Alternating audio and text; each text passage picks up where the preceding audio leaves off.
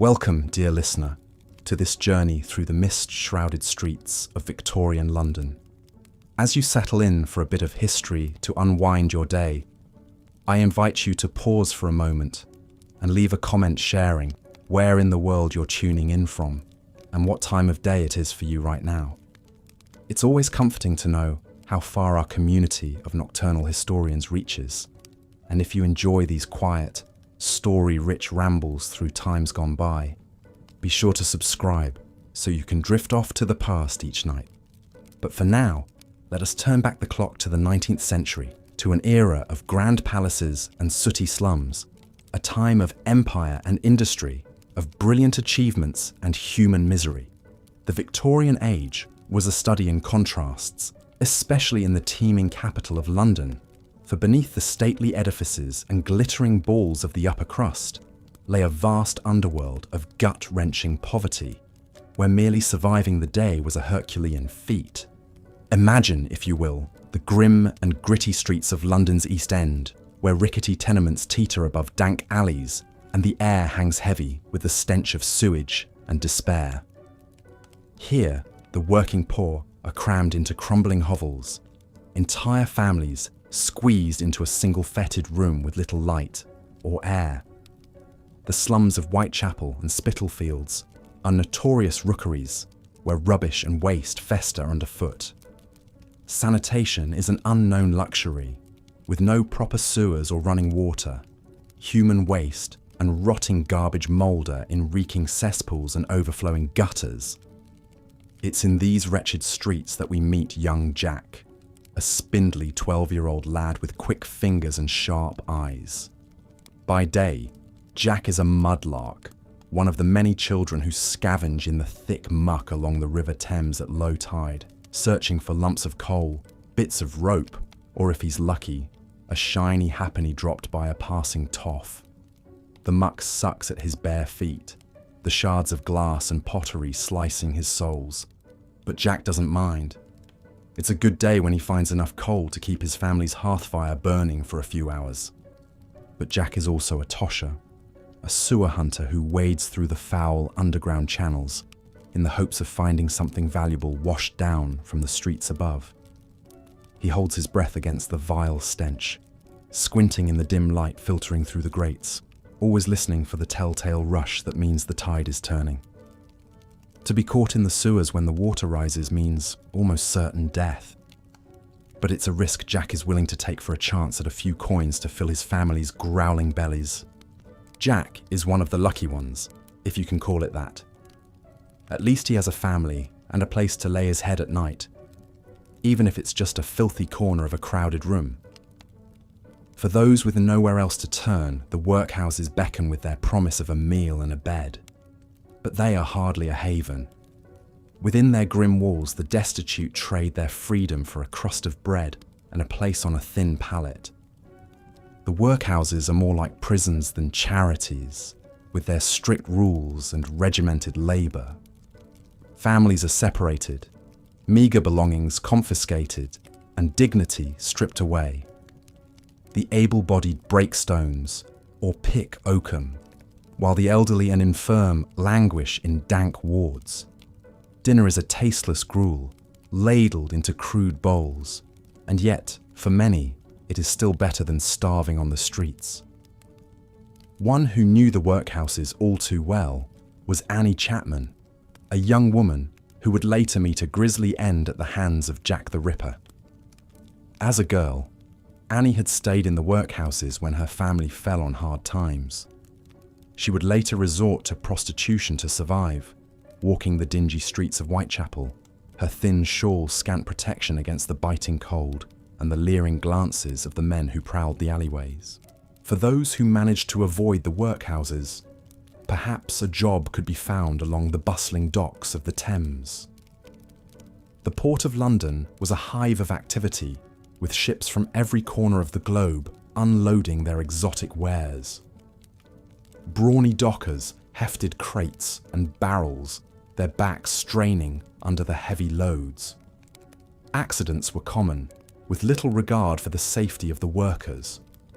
A broken bone or a crushed limb could could spell destitution for a man and his family. Other men sweated long hours in the factories and sweatshops that belched smoke into the sooty sky. In crowded rooms lit by flickering gaslights, they tended rattling machines and boiling vats. Women and children toiled alongside them, their nimble fingers darting as they stitched garments or assembled small parts. The hours were long, the pay measly, and the dangers many. In 1888, a young activist named Annie Besant drew back the curtain on the horrors of the Bryant and May match factory. The matchstick girls, some as young as 12, worked 14-hour days in rooms choked with white phosphorus fumes. Many developed the grotesque deformity known as phossy jaw, their faces eaten away by the toxic chemical. Besant's exposé on this white slavery shocked the public and helped spur the famous London matchgirls' strike of 1888. For the poor souls of the East End, the drudgery of their daily lives was punctuated by the occasional escape into oblivion. Opium, flooding in from British India, was cheap and plentiful.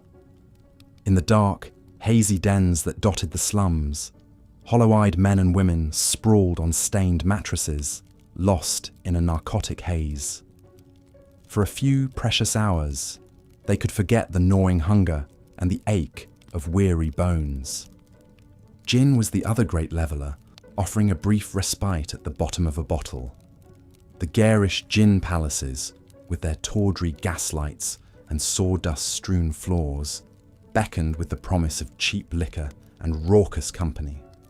But the merriment often descended into brawls and despairing sobs. Drunkenness stalked the streets, drowning sorrows and fueling violence and vice. The streets themselves were often shrouded in a dense, noxious fog born from thousands of coal fires, belching sooty smoke into the damp air. The pea soupers, as they were known, could linger for days, turning midday into midnight.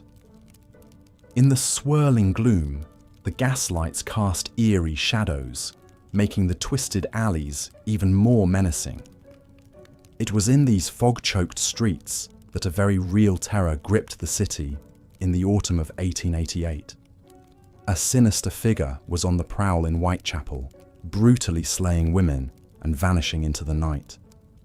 The newspapers dubbed him Jack the Ripper, and his grisly crimes ignited a frenzy of fear and morbid fascination. One by one, the bodies of 5 women, all impoverished prostitutes, were discovered horribly mutilated. The police seemed powerless to stop the carnage, their investigations stymied by the dark, twisting streets and the suffocating fog. Wild theories flew as to the identity of the fiend. Was he a doctor, a butcher, a foreign sailor, or even a member of the royal family? Despite the best efforts of the police, Jack the Ripper was never unmasked. His dark legend lives on as a symbol of the dangers and degradations that stalked the women of the Victorian East End. For those who lived and died in those mean streets, there was little justice and less mercy. Indeed, death was a constant spectre in Victorian London, especially for the poor. Disease ran rampant in the filthy, overcrowded slums. Cholera, spread by tainted water, could fell a strong man in a matter of hours. Typhoid, tuberculosis, and smallpox claimed countless lives. For the upper classes, mourning was an art form, with elaborate rituals and strict codes of etiquette.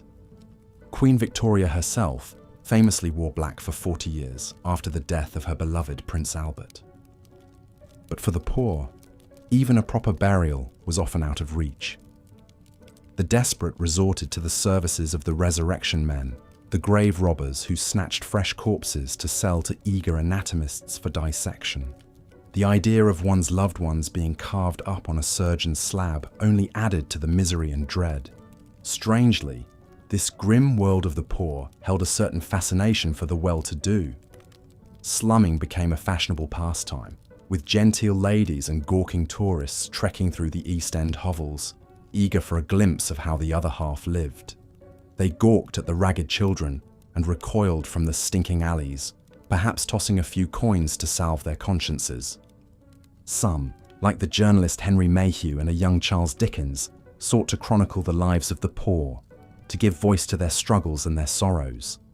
Their writings helped to spur a growing movement for social reform, a recognition that something had to be done to alleviate the sufferings of the underclass. But change was slow to come to the fetid streets and alleys.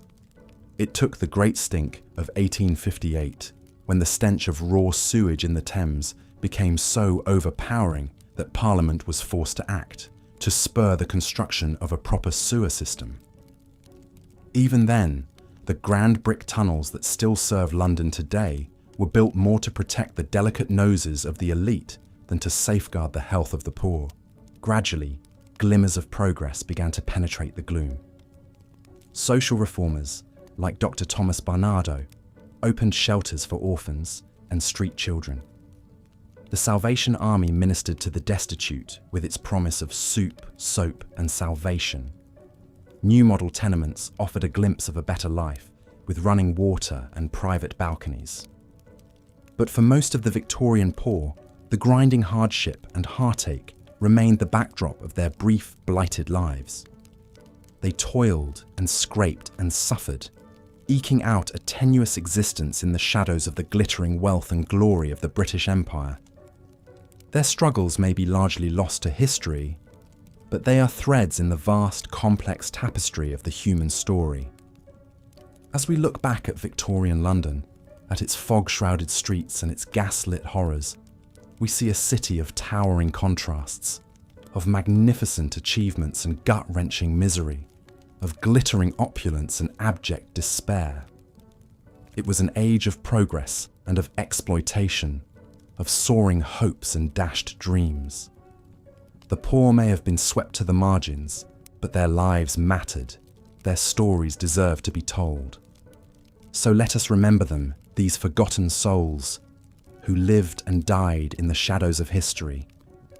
Let us marvel at their resilience in the face of unimaginable hardship, and let us mourn for the lives cut short by poverty, disease, and despair.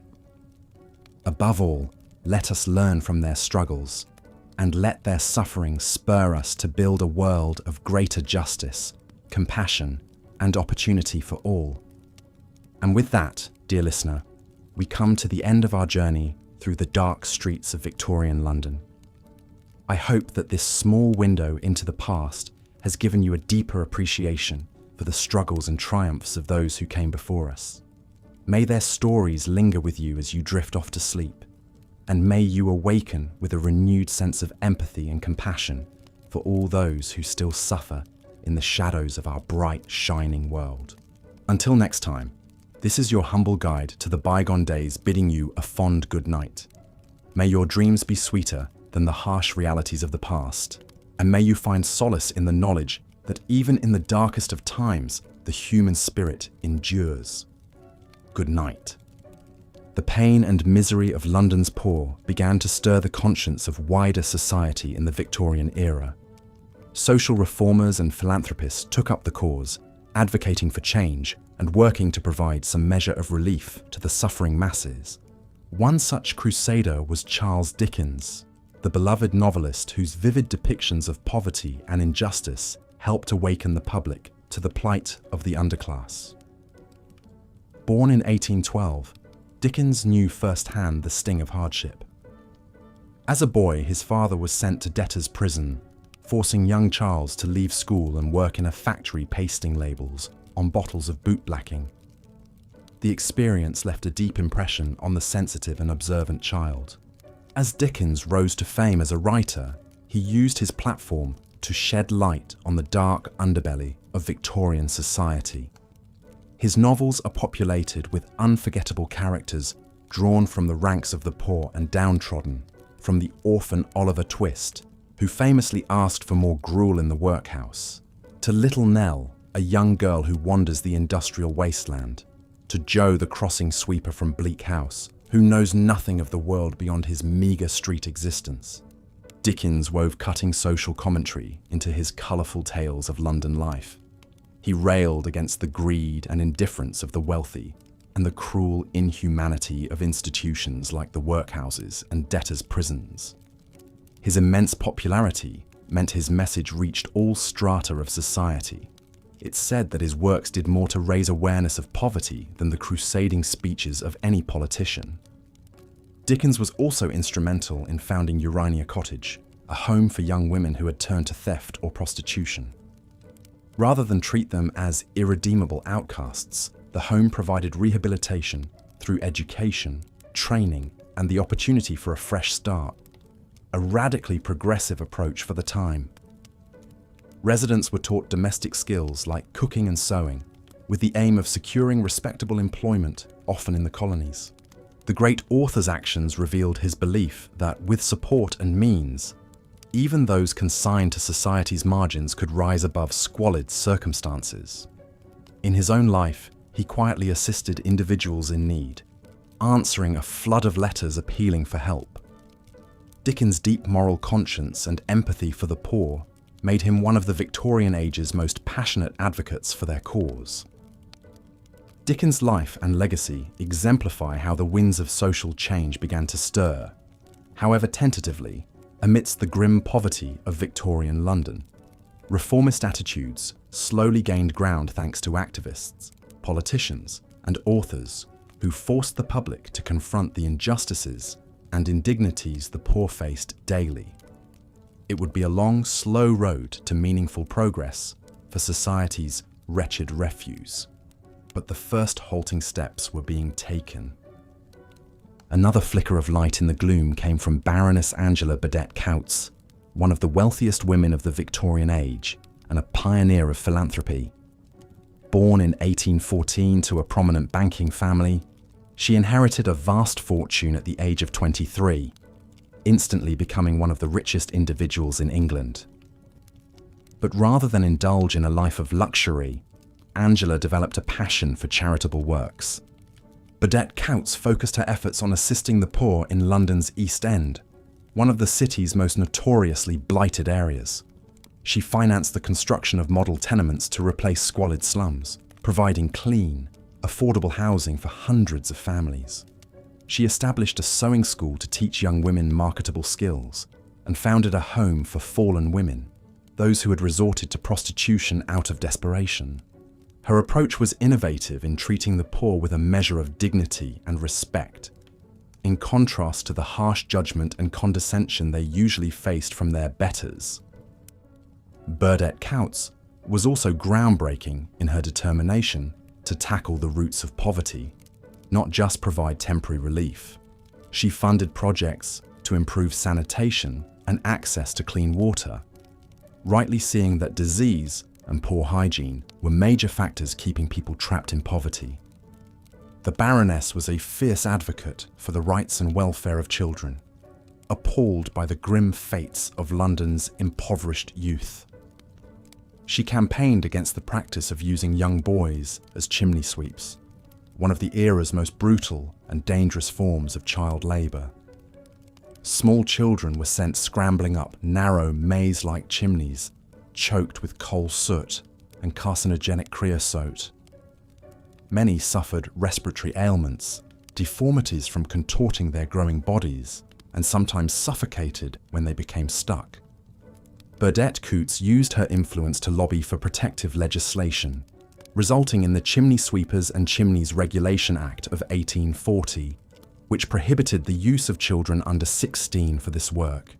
She was also a key supporter of the Ragged School movement, which established hundreds of free schools to educate poor children and keep them off the streets. Well into her 80s, Burdett Coutts continued to pour her time and fortune into bettering the lives of London's forgotten poor. Contemporaries described her as having an almost saintly aura, her face lined with sympathy and wisdom. Queen Victoria herself was so taken with the Baroness's good works, she proposed elevating her to the peerage, making her the first woman to be made a peer in her own right. The Baroness's shining example helped inspire a new ethic of philanthropy among Britain's upper crust.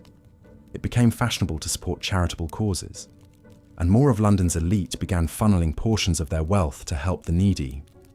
High society magazines breathlessly reported on glittering charity balls and the donation goals reached.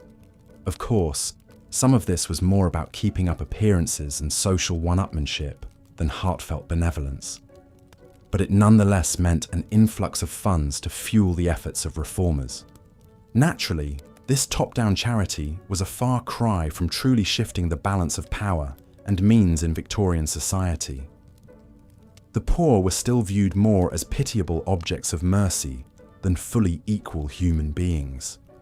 Much of the money went to short-term handouts rather than deeper structural changes. A great many among the wealthy still clung to the old Victorian shibboleth that poverty stemmed from moral failing and weak character. But it was a start. The suffering of the poor could no longer be swept completely out of sight and mind. The ranks of the wretched were no longer completely forsaken, and within the brutal machinery of London's workhouses and factories, we begin to see individual lives take on greater dimension through the extraordinary efforts of these few determined souls. Every school founded, every disease averted, every exploited child rescued. Each was a tiny victory for hope in the face of the era's crushing hardships. As the 19th century wound to a close, the lot of London's labouring poor saw some slow but notable improvements. Grassroots labour movements, having begun to find their footing and rally working people to their cause, won a series of key reforms through dogged activism and pressure. The Reform Act of 1867 extended the vote to more working-class men, giving them a voice in the halls of power for the first time. The Elementary Education Act of 1870 established a system of government-funded schools, opening the door to education for countless poor children. The Trade Union Act of 1871 legalised unions and protected the right to strike, a major milestone in levelling the field between workers and their employers. And the Factory Act of 1878 set limits on the workday, a move towards more humane labour conditions. Life was still unrelentingly harsh for most poor Londoners as the Victorian era ended, but the seeds of positive change had been planted. The misery and squalor that had once been ignored now stirred a social conscience and sense of responsibility. Attitudes were shifting, albeit gradually, to a belief that even the lowliest souls deserved a modicum of dignity and opportunity. Victorian London will always be remembered for its appalling poverty, but it was also the beginning of a steady march towards justice and equality. In the stories of figures like Charles Dickens and Baroness Burdett Coutts, we catch glimmers of what could be achieved when conscience and conviction spurred people to action. Their deeds foreshadow social activism movements that would gather momentum in the 20th century and beyond. So the next time you stroll past the splendid architecture of central London, the regal halls of Westminster, the grand dome of St. Paul's Cathedral, the palatial facades of the West End manors, take a moment to reflect on the human cost and suffering woven into their history, but also remember the precious strands of hope and decency stubbornly taking root in those brutal times. And spare a thought for young Jack the Mudlark, scavenging the foul banks of the Thames to scrape by, his bare feet cut and muddied. Imagine the Baroness approaching him, bending down to press a coin into his grubby hand with a kind word. Jack tentatively smiles back, uncomprehending this gesture of pure generosity, so rare in his wretched world. It's a small moment, a tiny ripple of goodness in an ocean of struggle. But it matters. In the individual acts of compassion and selflessness glinting through the dark despair of the Victorian poor, we find hope for something better. The promise that with enough empathy and determination, we can build a society with dignity for all. The Victorian cult of death cast a long, dark shadow over London society. In an era when disease ran rampant and life expectancy hovered around a mere 40 years, death was an ever-present spectre looming over rich and poor alike. But while the wealthy could afford elaborate funerals and strict mourning rituals, The poor often suffered unceremonious and undignified ends, their bodies sometimes even snatched by grave robbers for anatomists' grim studies. Queen Victoria herself was the most prominent face of this morbid obsession. After the untimely death of her beloved husband, Prince Albert, in 1861, the Queen retreated into a state of deep mourning that would last for the remaining 4 decades of her reign. She donned black crepe dresses, avoided public appearances, and even had her servants lay out Albert's clothes each morning as if he were still alive. This set the tone for her subjects to mimic, as mourning etiquette reached almost absurd heights among the upper classes. Widows were expected to wear full black mourning attire for at least 2 years after their husbands' deaths, with strict rules dictating everything from the width of veils to the dullness of jewelry. Advertisers eagerly promoted merchandise to match the somber mood, hawking black-bordered stationery, funeral biscuits, and specially made mourning clothing that could be rented by those who couldn't afford their own. Even calling cards and letters of condolence followed rigid guidelines. The prosperous sought to honor and memorialize their dead with increasingly lavish funerals and grave markers. Entire businesses sprang up to cater to the costly affairs, renting out professional mourners to pad the crowd of grievers and selling memento mori, small tokens and trinkets incorporating the hair or ashes of the deceased. Post-mortem photography also emerged as a popular way to preserve the likeness of dead loved ones, with carefully staged portraits of propped-up corpses, often the only photographs families would have to remember them by. But for London's legions of poor, death was a far bleaker affair devoid of pomp and ceremony. Many families could barely afford the basic pine coffins, let alone the lofty trappings of Victorian mourning customs.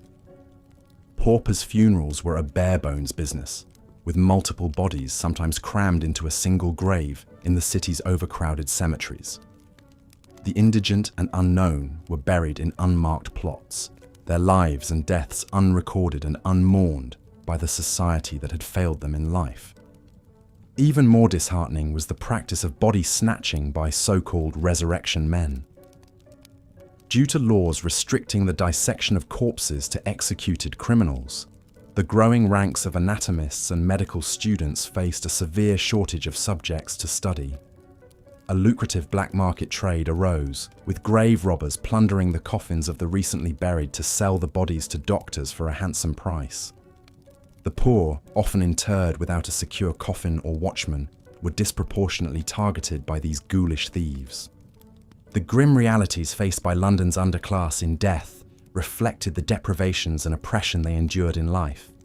While the bereaved bourgeoisie paraded their mourning like a badge of dignified gentility, the poor scraped by with paupers' burials, the indignity of the resurrectionists, and little means to memorialize their losses. The cult of death, like so much in Victorian society, only highlighted the stark divides between the privileged and the powerless. But even as the Victorians venerated death with one face, a strange fascination with the spectacle of poverty arose among the well-to-do with another. The grim lives of London's poor became a voyeuristic curiosity for the wealthy, who engaged in a particularly condescending kind of tourism known as slumming. Guided by police escorts or enterprising locals, upper-class Londoners would venture into notorious slum areas like Whitechapel or the Rookeries of St Giles to observe how the other half lived. They gawked at residents eking out a living in cramped, crumbling tenements and sidestepped the sewage and filth clogging the streets. Some even played at dressing down to blend in, swapping silks and top hats for rough woolens and caps. Of course, these brief jaunts into the nether regions of London life offered only a sanitized glimpse of poverty, colored by the comfortable distance of privilege.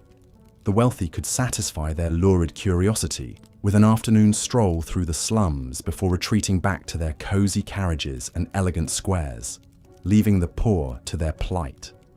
For the underclass, the deprivation and desperation the slummers viewed as a passing spectacle were an inescapable reality. That's not to say these poverty tourists were solely motivated by morbid titillation. Some, like social researcher Henry Mayhew and novelist Charles Dickens, aimed to document the conditions of the poor to spur action and reform. Mayhew's book, London Labour and the London Poor, offered a groundbreaking and sympathetic study of street hawkers, beggars, and scavengers. Dickens drew on his own impoverished childhood to seed his novels with vivid, often sentimentalized portraits of workhouses and orphans. Writers and reformers like Mayhew and Dickens did help raise awareness of the plight of the poor.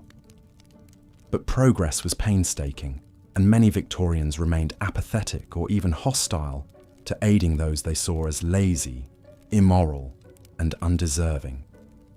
The squalid spectacle of slum life inspired more gawking than meaningful change for many years. Gradually, however, the sheer severity of the suffering began to stir the conscience of Victorian society. The combined efforts of crusading journalists, philanthropists, and newly formed charitable organisations cast a harsher light on the failures of Britain's vaunted empire to provide for its most vulnerable subjects. Small seeds of reform took root, though frustratingly slowly for those mired in misery.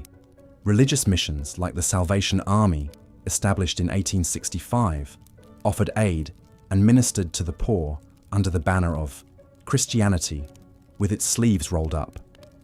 They provided food, coal, shelter, and limited education to the needy, alongside a dose of evangelical preaching.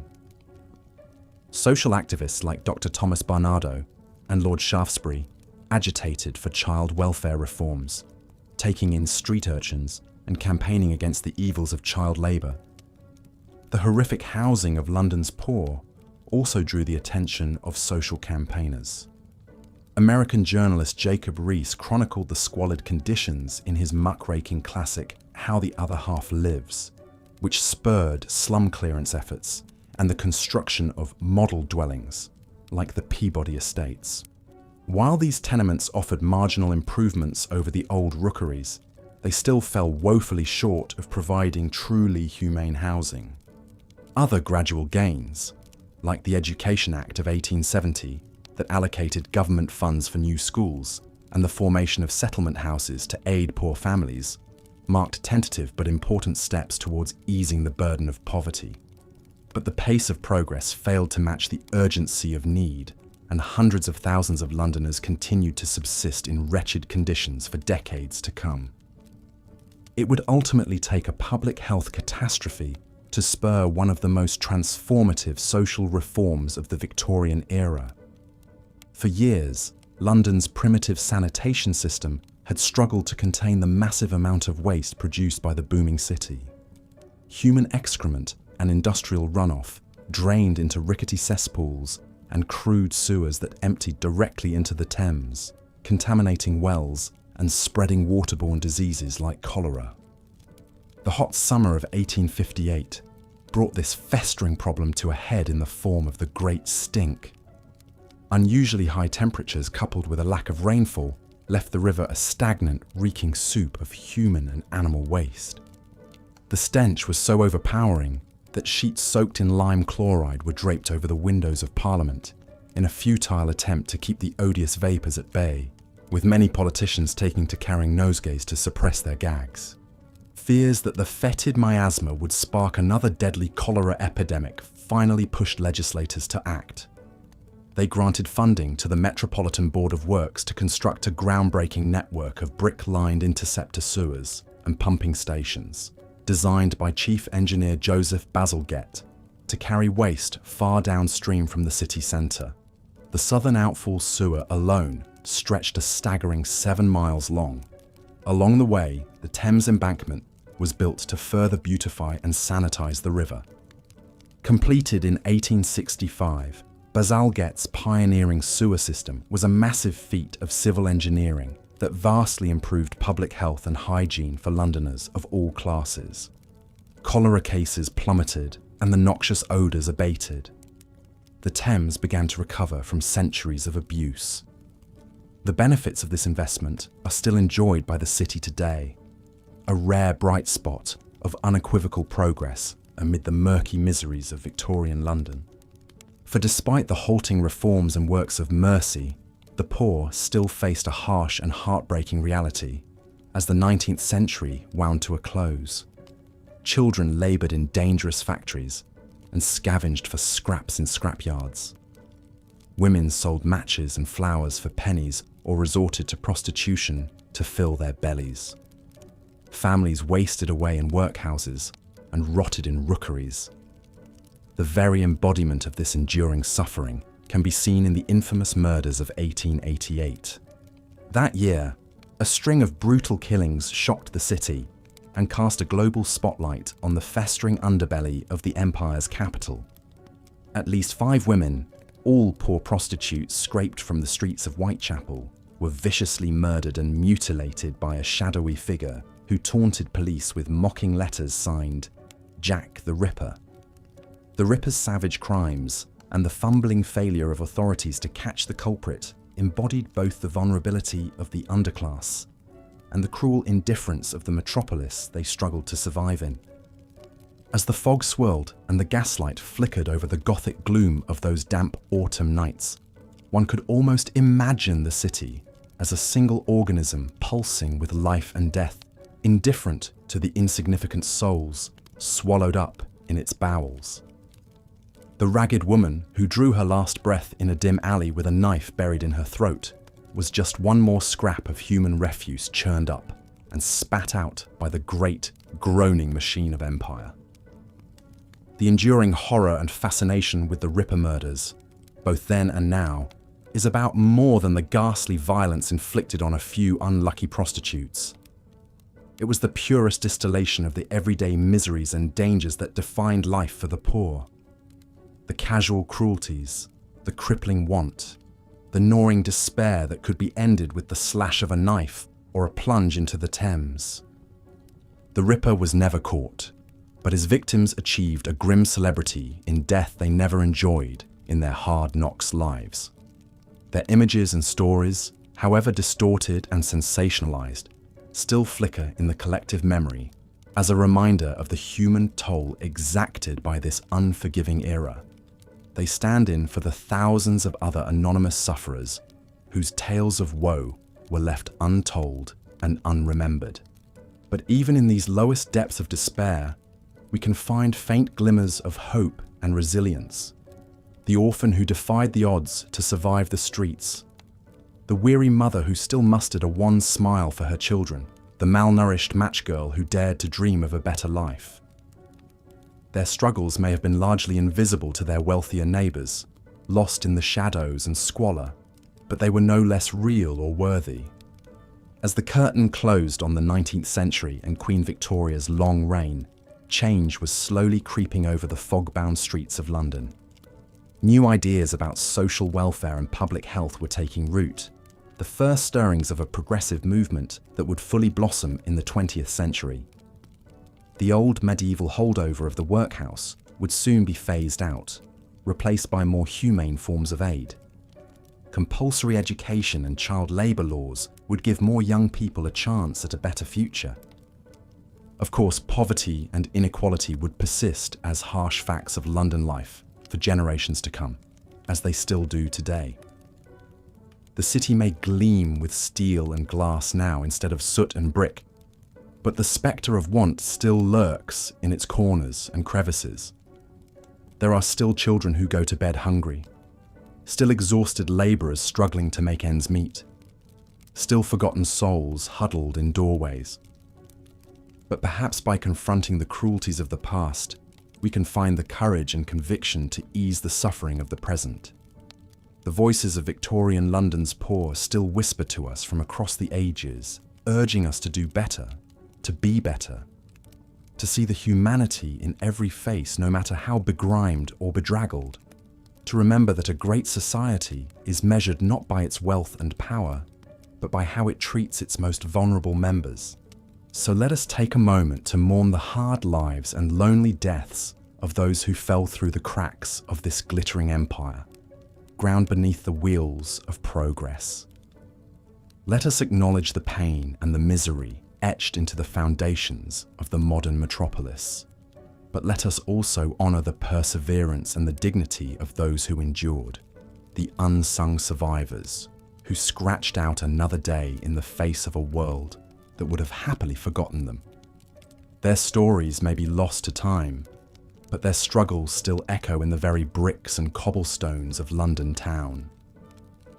By listening closely, we can hear them whispering still, in the rattle of the tube, the cries of the gulls along the Thames, the clatter of footsteps down a darkened alley.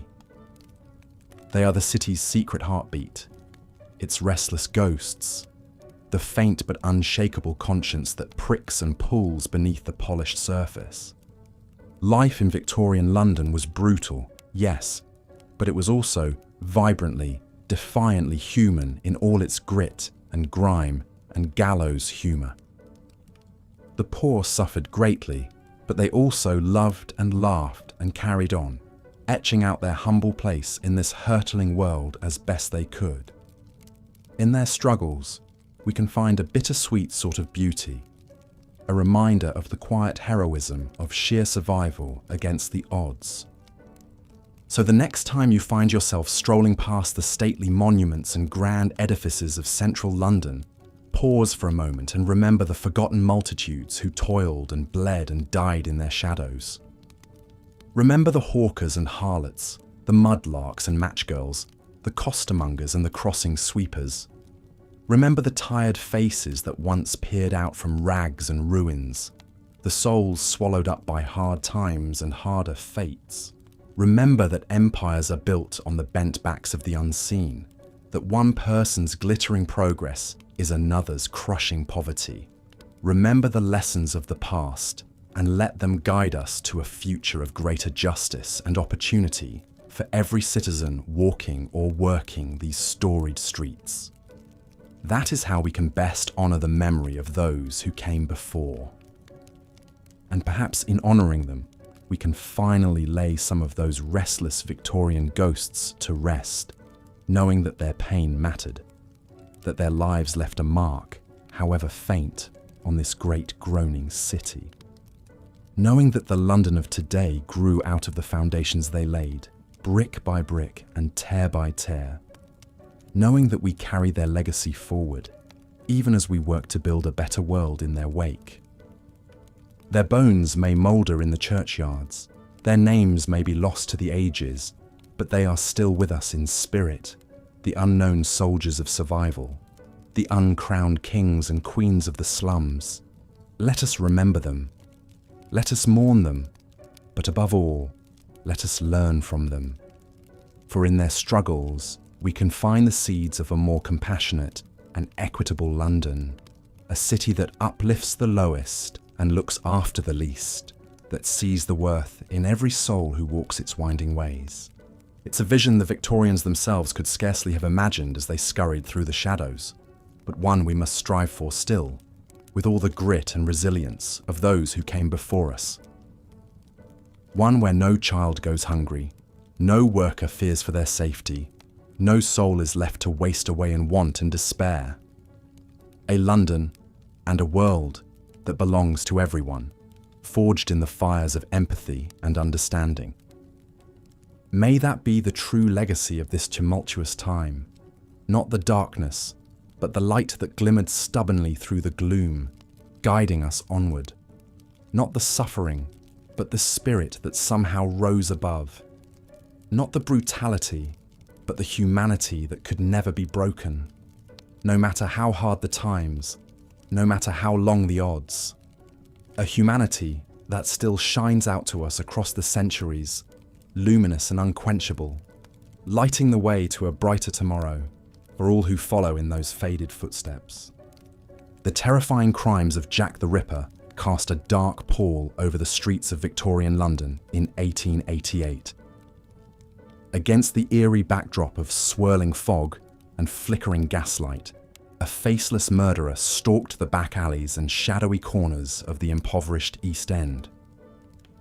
The Ripper's grisly rampage began in the early morning hours of August 31st. A carman, on his way to work, stumbled upon the crumpled body of Mary Ann Nichols, sprawled in a pool of blood, on the cobblestones of Bucks Row. Nichols, known as Polly to her friends, was one of countless women forced to resort to a life of prostitution in the hardscrabble neighborhood of Whitechapel. Her killer had slashed her throat to the bone with 2 deep cuts, nearly severing her head, before turning the blade on her abdomen with vicious, jagged mutilation. Polly Nichols was but the first of 5 desperate women who fell victim to the Ripper's reign of terror that autumn. Their broken bodies turned up like clockwork, each one more brutally butchered than the last. Annie Chapman in the backyard of Hanbury Street, Elizabeth Stride in Dutfield's Yard, Catherine Eddowes in Mitre Square, and finally, young Mary Jane Kelly in the dingy room where she lived and worked on Miller's Court. As the bodies piled up and the press churned out lurid headlines and gory details, a ripperologist frenzy gripped the public imagination. The crude, surgical nature of the killings led many to speculate the murderer possessed anatomical knowledge. Perhaps a doctor, surgeon, or medical student. Vigilante groups and private citizens prowled the streets in search of suspicious characters. Anyone seemed a potential suspect in the fog of fear and rumor swirling through the city. The Metropolitan Police, in over their head with such ghastly crimes, struggled mightily to identify the killer. The Ripper seemed to strike with impunity, then melt into the shadows of the slums. In truth, the police faced a daunting challenge, up against a tangled warren of bleak rooming houses, narrow alleyways, dank courts and decrepit tenements. The East Enders themselves were a transient and insular lot, distrustful of authority and often reluctant to cooperate. Inspector Frederick Aberline, a seasoned detective, led the increasingly desperate hunt for the Ripper. Theories and tips by the hundreds poured in from a riveted public. One lead centered on an American quack doctor named Francis Tumblety, who had skipped bail and fled to the States just as the murders reached their grisly peak. Others suspected a Jewish bootmaker named John Pizer or a deranged medical student named Montague Druitt. The most tantalizing clues may have come directly from the Ripper himself. In a chilling letter known as the From Hell Missive, the writer taunted the police and claimed to have fried and eaten half a human kidney, promising to send the bloody knife in due time. Was this the authentic voice of a depraved killer or one of countless hoaxes? We may never know for certain. In time, as suddenly as they began, the Ripper's bloody crimes halted in the chill of November 1888. Why the killer ceased his rampage is as much a mystery as his identity. Perhaps he succumbed to injury or illness himself. Perhaps he was institutionalized for madness, imprisoned for other crimes, or fled, never to kill again. Whatever the reason, the Ripper was never unmasked, never brought to justice for his heinous deeds. For all the terror he sowed in his time, Jack the Ripper's enduring legacy is to have shone a light on the dark underbelly of Victorian London. His faceless crimes laid bare the wretched conditions and heartbreaking vulnerability of the poor, especially women, eking out a meagre living in the abyss of society. The Ripper murders were a lurid wake-up call to the 2 starkly different cities coexisting side by side. One, a glittering capital of wealth and empire, the other a fetid world of deprivation and despair. While the poor had always suffered in the shadows of the slums, the Ripper killings splashed their plight across the headlines in gruesome detail. In death, the tragic victims, Polly, Annie, Elizabeth, Catherine, and Mary Jane, gave a silent voice to the voiceless. Their spilled blood cried out from the cobblestones for the world to bear witness to life in the gutter of the great metropolis. Even without a face or a name, Jack the Ripper became the ghoulish embodiment of all the cruelty, vice, and inhumanity festering beneath the genteel veneer of Victorian society. The murders exposed a literal ripping of that carefully cultivated facade, forcing London to confront the misery it had long failed to alleviate for its most vulnerable citizens. Painfully, Slowly, the first seeds of social progress and reform began to germinate in the aftermath of horror. So the Ripper, whoever he was, faded into the fog and passed from man to myth. But his blood-soaked crimes still echo through the centuries, an awful reminder of the steep human cost of unchecked urban poverty and despair. The women he cut down in their prime will forever haunt the alleys of Whitechapel and the conscience of a city that once simply turned a blind eye to their struggle. Even today, as we walk the streets Jack once stalked, we can't help but shudder at his memory, and perhaps spare a thought for those who still dwell in the shadows of great cities, forever dreaming of a better life just out of reach. For the Victorians, the harsh reality of death was a constant spectre lurking over daily life in London. Indeed, they held an ironic reverence for the trappings and rituals of death, even as they strived to avoid its cold grasp at all costs. In an age when disease ran rampant, life expectancy hovered around a mere 40 years, and medical care remained woefully rudimentary, the Grim Reaper's scythe was never far from the doorstep. No one embodied the Victorian obsession with death and mourning more fully than Queen Victoria herself. When her beloved husband Prince Albert succumbed to typhoid fever at the age of 42, the devastated Queen plunged into deep mourning from which she never fully emerged. For the remaining 40 years of her reign, Victoria only wore black, earned the moniker the Widow of Windsor, and retreated into seclusion in her private residences, rarely appearing in public. In an era when social customs were rigid and appearance was paramount, even grieving fell victim to strict etiquette and protocols, especially among the upper classes. Mourning clothes were a must for the bereaved. Widows were expected to wear full black widow's weeds, with heavy veils for up to 4 years after their loss. Even the servants changed into mourning livery. Often the deceased remained in the family home for days before burial, while loved ones paid their respects. Mirrors were covered in black crepe. Clocks stopped at the time of death. Lavish funerals and grand processions to the cemetery became displays of wealth and status. No expense was spared on ornately carved coffins, mountains of funeral flowers, hired mutes and professional mourners clad in black to swell the ranks of attendees. Morbid mementos of the dearly departed were coveted and cherished. Locks of hair snipped from the dead were woven into lockets and rings. Stark photos of the deceased, artfully arranged on their deathbeds, became precious keepsakes, a phenomenon known as memento mori, Latin for "remember you must die." Advertisers capitalized on the constant shadow of death, hawking everything from black-bordered stationery and handkerchiefs to special funeral biscuits. For London's poorer inhabitants, even a good death was a luxury far beyond reach. The overcrowded slums and wretched rooming houses of the East End witnessed an endless tide of anonymous souls slipping away on soiled mattresses or mouldering straw without a loving hand to ease their passing. Babies perished from malnutrition, children succumbed to diphtheria, adults wasted away from typhus, cholera, or consumption. Death was a daily occurrence, unremarkable and unmourned. With only threadbare rags on their backs, few of the lower classes could afford the pomp of a proper burial. Instead, the dead were laid out in their meagre dwellings, often among the living, until someone could scrounge together a few shillings for the undertaker. Then the body was carted off for a hasty, no-frills interment in one of London's sprawling, squalid graveyards. At the start of the Victorian era, even many large cemeteries lacked adequate space to properly bury the indigent and poor. Older churchyard cemeteries, particularly in teeming neighbourhoods like St Giles and Southwark, had been packed with bodies for centuries.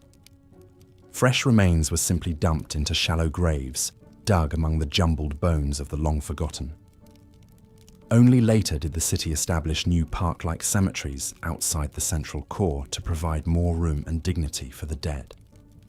Still, even in their final rest, the poor remained vulnerable to those who would exploit and defile them.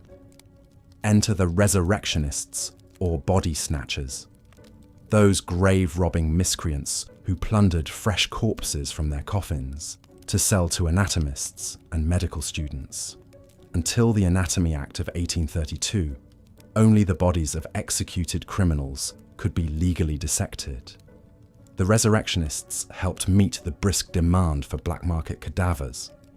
While the body-snatching trade put a few extra coins in the pockets of London's poor, it only added to the macabre pall hanging over their hard-scrabble existence. The knowledge that one might be snatched from the grave and end up on a dissection table was a final, degrading insult. Even in death, there was no peace or dignity for those who lived and died in the gutters of the great metropolis.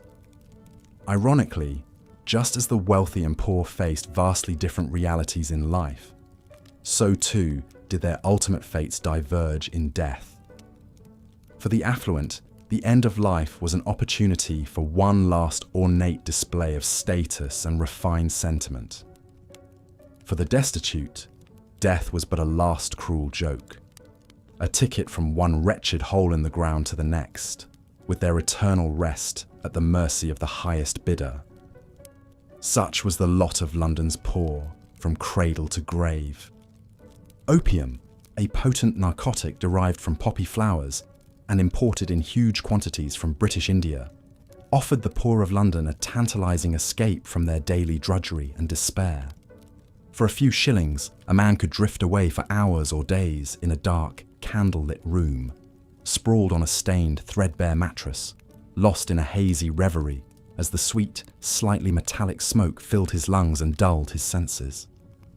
The opium dens that dotted the shadowy back alleys of the East End catered to dockers, sailors and labourers, looking to numb the aches and pains wrought by merciless 16-hour workdays, hauling crates on the bustling docks or toiling in one of the city's noxious factories. These gloomy, cramped hovels were shrouded in a thick fug of blue-grey smoke and the sour reek of unwashed bodies. Men lay draped over tattered couches and low bunks, their blank faces lit by the flickers of guttering candles, empty clay pipes dangling from their fingers. For the opium eaters, as they were sometimes known, the drug was a welcome oblivion, smoked or sipped in the form of velvety black laudanum, the tincture cloaking their bleak lives in a gossamer veil of tranquility and strange visions. But that respite came at a steep cost, racking withdrawals, wrecked health, and ruinous cravings that drove some to thievery and madness. Addiction shattered families and left many in even deeper penury. The popularity of opium, especially in London's impoverished quarters, was in part an outgrowth of Victorian attitudes towards intoxication. While hard spirits like gin had long been the more common balm of the working classes, drunkenness, especially public inebriation, carried a social stigma among the middle and upper classes. Opium dens, secretive and discreet by necessity, allowed one to indulge with less risk of public censure or shame. Indeed, the Victorians took a remarkably laissez-faire view of narcotics, with few legal restrictions on their sale and use. Opium-based preparations like laudanum and Godfrey's cordial were readily available from chemists and used to soothe a wide range of ailments from toothaches to colicky babies. Many genteel ladies habitually dosed themselves with laudanum, a refined woman's vice carried out behind closed doors. But in the dank opium dens catering to the lower orders of society, there was little gentility to be found. These were desperate people seeking solace by any means from lives of grinding poverty and joyless labour. For many, the temporary transport offered by the poppy was worth whatever miseries might follow. Another hardship to bear in a life shaped by hardship. A small mercy in a city that offered them few. The opium den on Bluegate Fields was typical of its ilk, a ramshackle two-storey house on a fetid, narrow lane, not far from the Rotherhithe docks. Its faded whitewash was stained with soot and grime, the dim windows caked with dust and dead flies. A tarnished brass knocker in the shape of a clenched fist hung on the battered front door, a portal to dreams and nightmares. Late one night, a haggard young docker named Johnny staggered up to its threshold, fumbling in his pockets for a few grimy shillings. His meagre pay after a brutal day unloading tea chests and bales of silk from a steamer out of Calcutta. His head throbbed and his back ached fiercely where a massive crate had slammed him against the bulkhead, nearly knocking him senseless. His boots had a gaping hole where a rusted nail had gouged his sole, and rainwater squelched unpleasantly between his toes with each step. Johnny had a wife and new baby daughter lodged in a shabby room on Flower and Dean Street. Little Eliza had been born blue and underweight 3 months ago and still wailed thinly day and night. His wife Jenny was wan and worn down, her youthful bloom faded like a hand-me-down frock. He knew he should bring them his few shillings for food and coal. The baby needed milk, and there was precious little in the larder but mouldy bread crusts and a knob of hard cheese. But the promise of sweet oblivion called to him like a siren song, impossible to resist. Just one night's respite from the gnawing of his empty belly and the stabbing pains in his battered limbs and the whimpers of his hungry child. Was that so much to ask from this world that seemed to begrudge him even a moment's peace? He would make it up to them tomorrow, he swore, just like he always swore. Jenny would scold and weep, but she'd forgive him, she always did. He knocked on the door, the brass fist beating a fateful tattoo. Inside, the proprietor, a skeletal Chinaman named Chung Yi, nodded wordlessly and gestured Johnny upstairs. The room was dusty and crowded with worn, rickety furniture, its peeling walls stained with the residue of 1,000 smoking sessions. Low couches upholstered in faded red velvet ringed the space, scattered with limp, stained cushions. The windows were veiled with heavy black curtains that muffled the street noise and held the curling opium fumes inside the room like swirling spectres. A few other men, dull-eyed and lethargic, sprawled gingerly on the sofas, or slumped against the wall, arms trailing over the sides of the couches, drifting in their private reveries. One grizzled sailor type appeared deep in some troubled dream, limbs twitching spasmodically as he muttered what sounded like Malay beneath his ravaged whiskers. Another younger man with hollow blue eyes gazed vacantly at dust motes dancing in the bars of street lamplight that peeked between a gap in the curtains. The room was silent, save for the creak of a couch spring and the faint gurgle of bubbling water.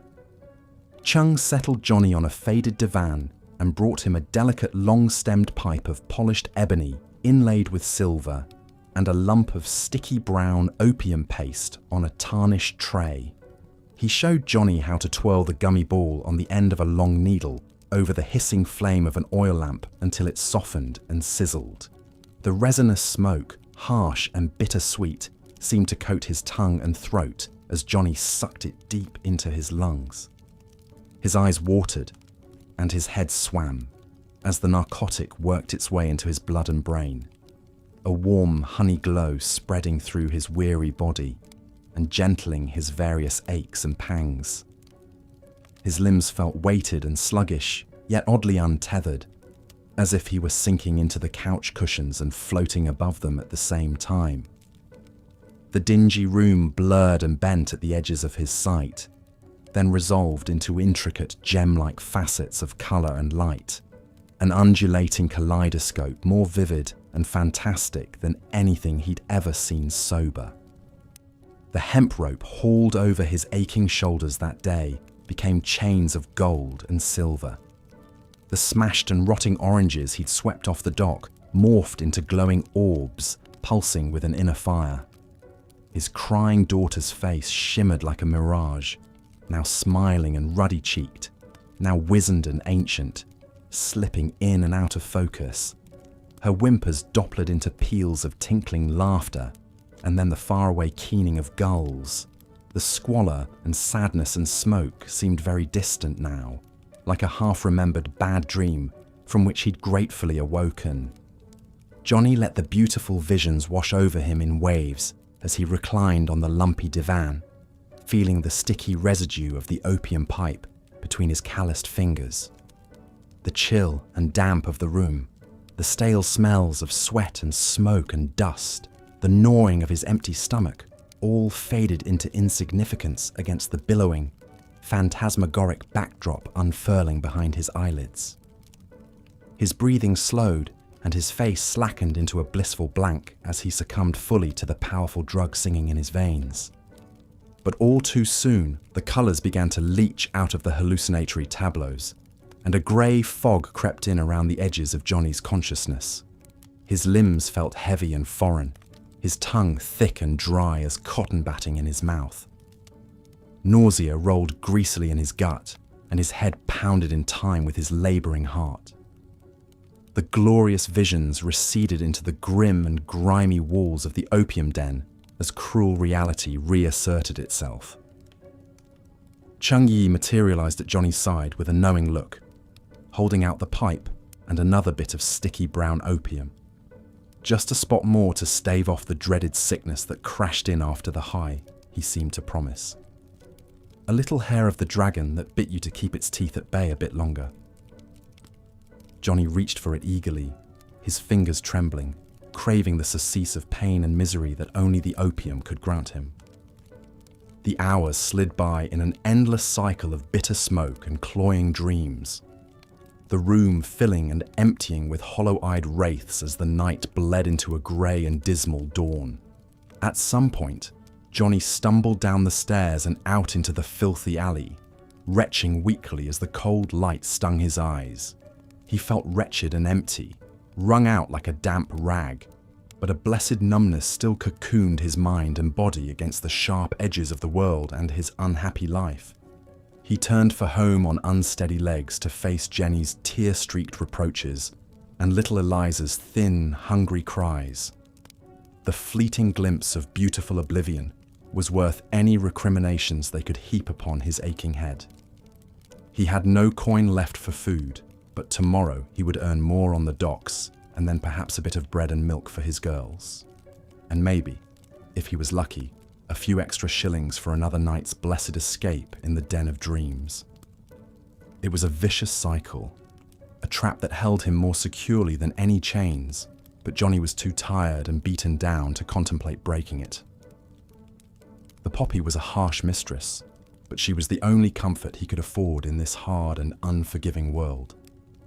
So it went for countless wretches like Johnny in the opium dens of London's squalid East End, a fleeting respite from the pain of poverty and an even more devastating addiction to numb that pain.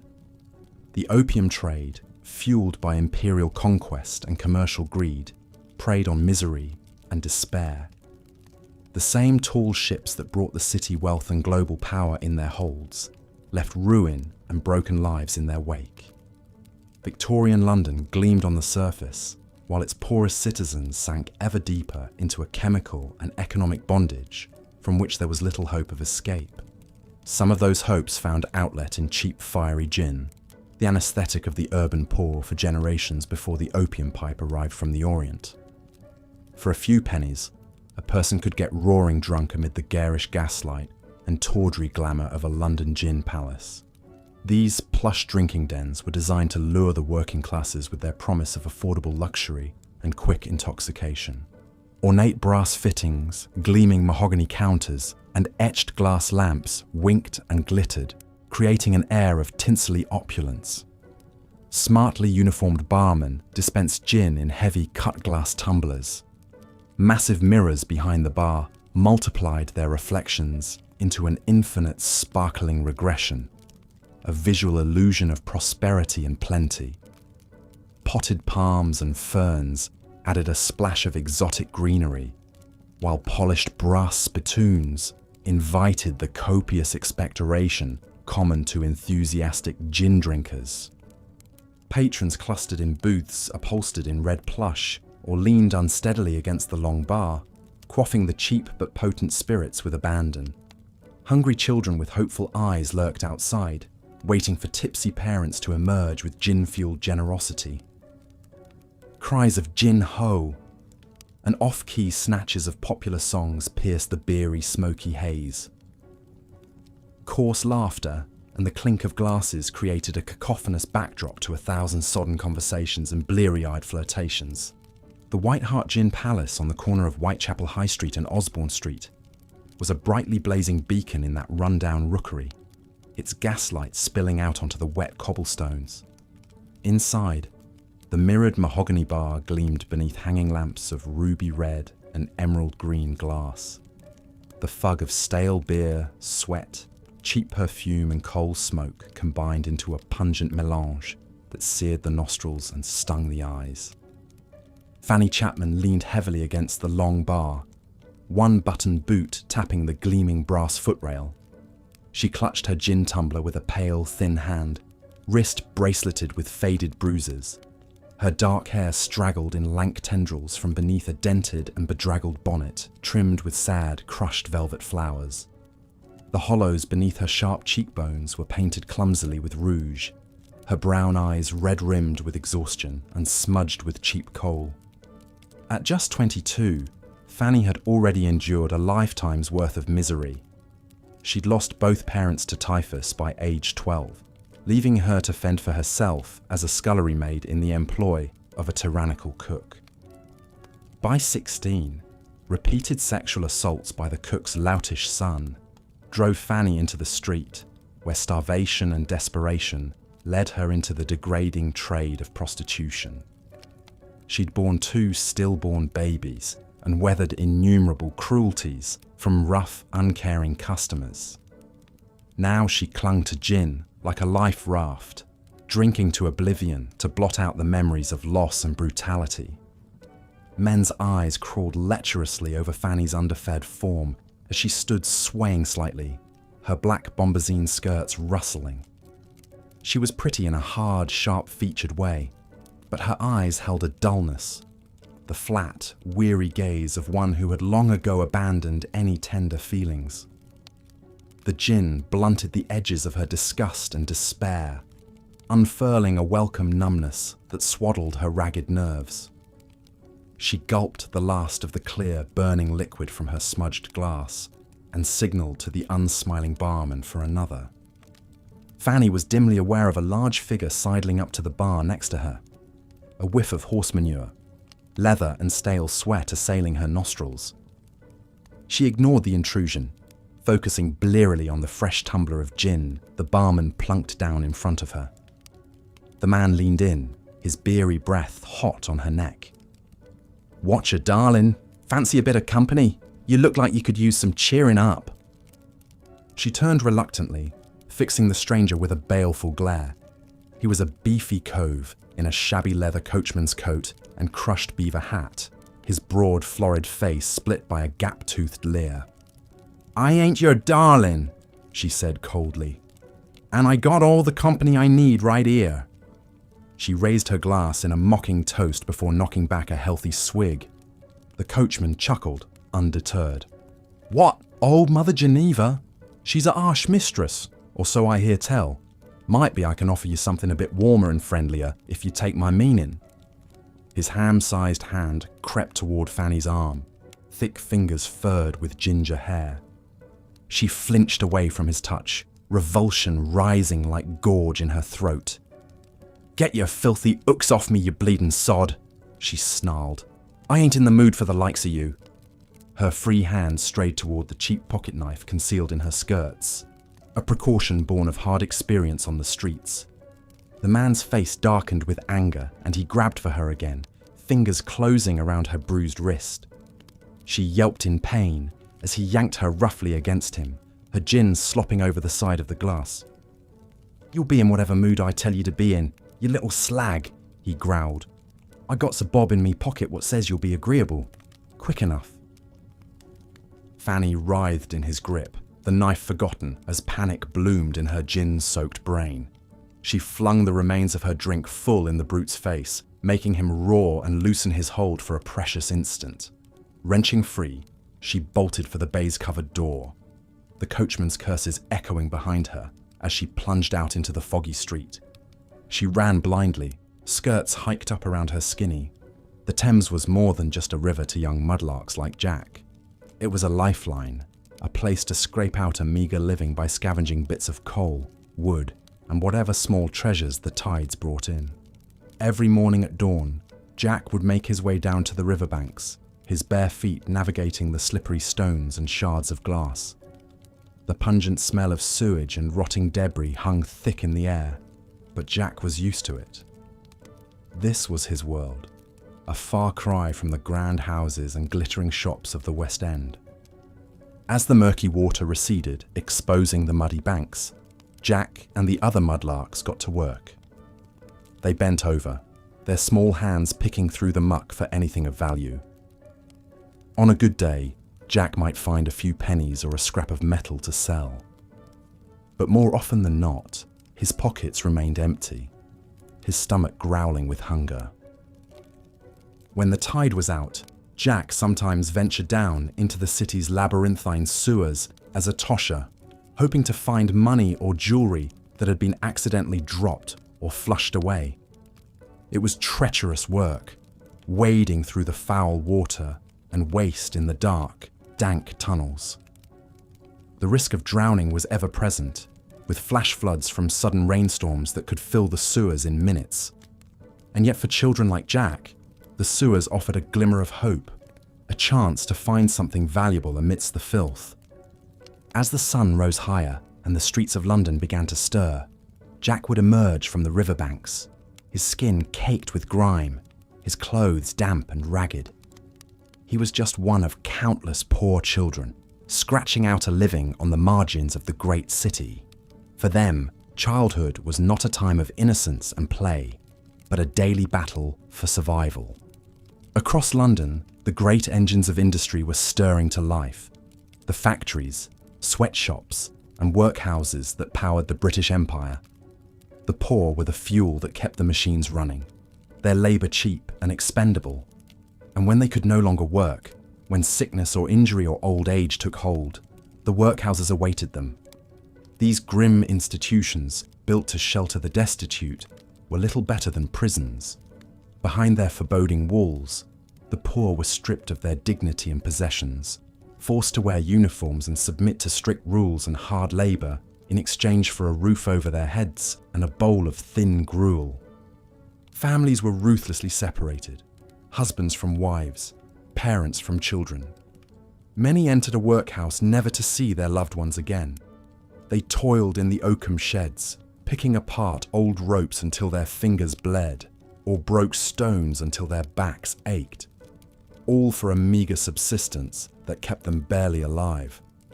One young woman, Annie Chapman, found herself in the harsh confines of a workhouse as a teenager. Born into poverty, Annie had turned to prostitution to survive, walking the streets of Whitechapel nightly. The workhouse must have seemed a welcome respite from the dangers and degradations she faced. But Annie could not know the grim fate that awaited her. Years later, her body would be found brutally mutilated, her throat slashed, in the shadows of a Whitechapel yard, one of the first victims of the notorious Jack the Ripper. The spectre of the Ripper would soon stalk the gaslit streets, striking terror into the hearts of London's underclass. For now, though, the business of the great city lurched forward, heedless of the suffering in its midst. The London docks teemed with ships from every corner of the globe, their holds bursting with the wealth of the British Empire. Tea from India, silk from China, rubber from Malaya, cocoa from Africa. An army of dockworkers toiled to unload the precious cargo. Lascars from Bengal, Irish navvies, East End costermongers. They laboured for long hours in all weather, their bodies straining under heavy loads, always one accident or injury away from destitution. The docks were a place of sweat and blood, of groaning winches and shouted oaths in a babel of languages. Accidents were common and lives were cheap. In 1852, an iron barge carrying barrels of coal tipped over at Cuckold's Point. 8 men were trapped beneath the hull, screaming and pounding as the Thames rushed in. By the time they were brought up, 6 had drowned and 2 were barely alive, coughing up the dark, filthy water. Such scenes were all too ordinary along the bustling Thames quays. The hunger for profit overpowered any concern for human life. There was always a fresh supply of desperate labourers willing to risk their necks for a day's pay. In the sweatshops of the East End, the poor toiled under equally wretched conditions.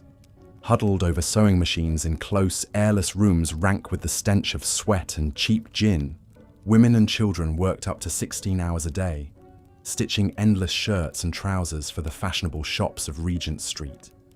Their eyes strained in the dim light, their lungs choked with lint and dust. Badly nourished and overworked, they easily fell victim to disease. Tuberculosis, known as Taylor's disease, cut a brutal swath through the crowded slums. One of the most notorious trades for women was matchstick making.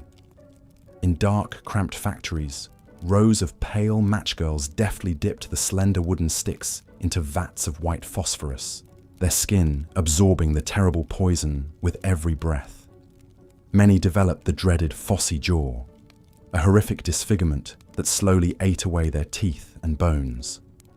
The plight of the matchgirls gained national attention in 1888, when activist Annie Besant published a damning exposé of the working conditions at the Bryant and May factory.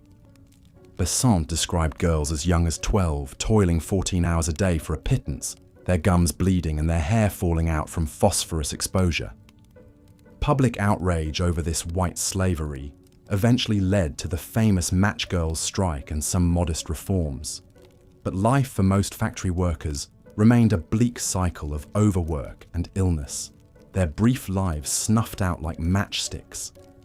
They were cogs in the great machines of empire, easily replaced when broken or worn down.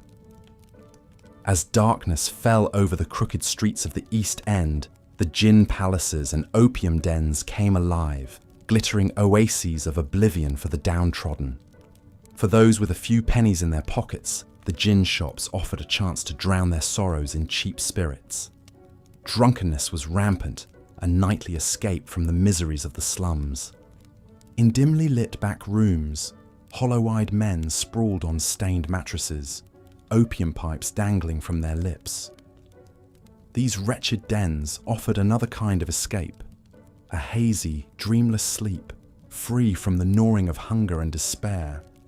Here Chinese sailors mingled with English prostitutes and the occasional slumming gentleman seeking a walk on the wild side. Opium itself was a slippery slope. At first, just a balm for aching bodies and troubled minds. Its tendrils would slowly tighten, trapping the user in a nightmare of addiction. Dens multiplied in the 1870s as opium, imported by the ton from British-ruled India, flowed freely. Many a man who wandered in seeking temporary relief would remain lost in a fog of smoke and lotus dreams. As the hour grew late, and the thick, sulphurous fog swirled through the labyrinth of East End alleys, the shadow of the Ripper loomed large. Women walked quickly, darting fearful looks over their shoulders. Men clutched bludgeons and huddled in doorways, ears pricked for the echo of footsteps on damp cobblestones. The Ripper murders had cast a pall of morbid fascination and dread over the city.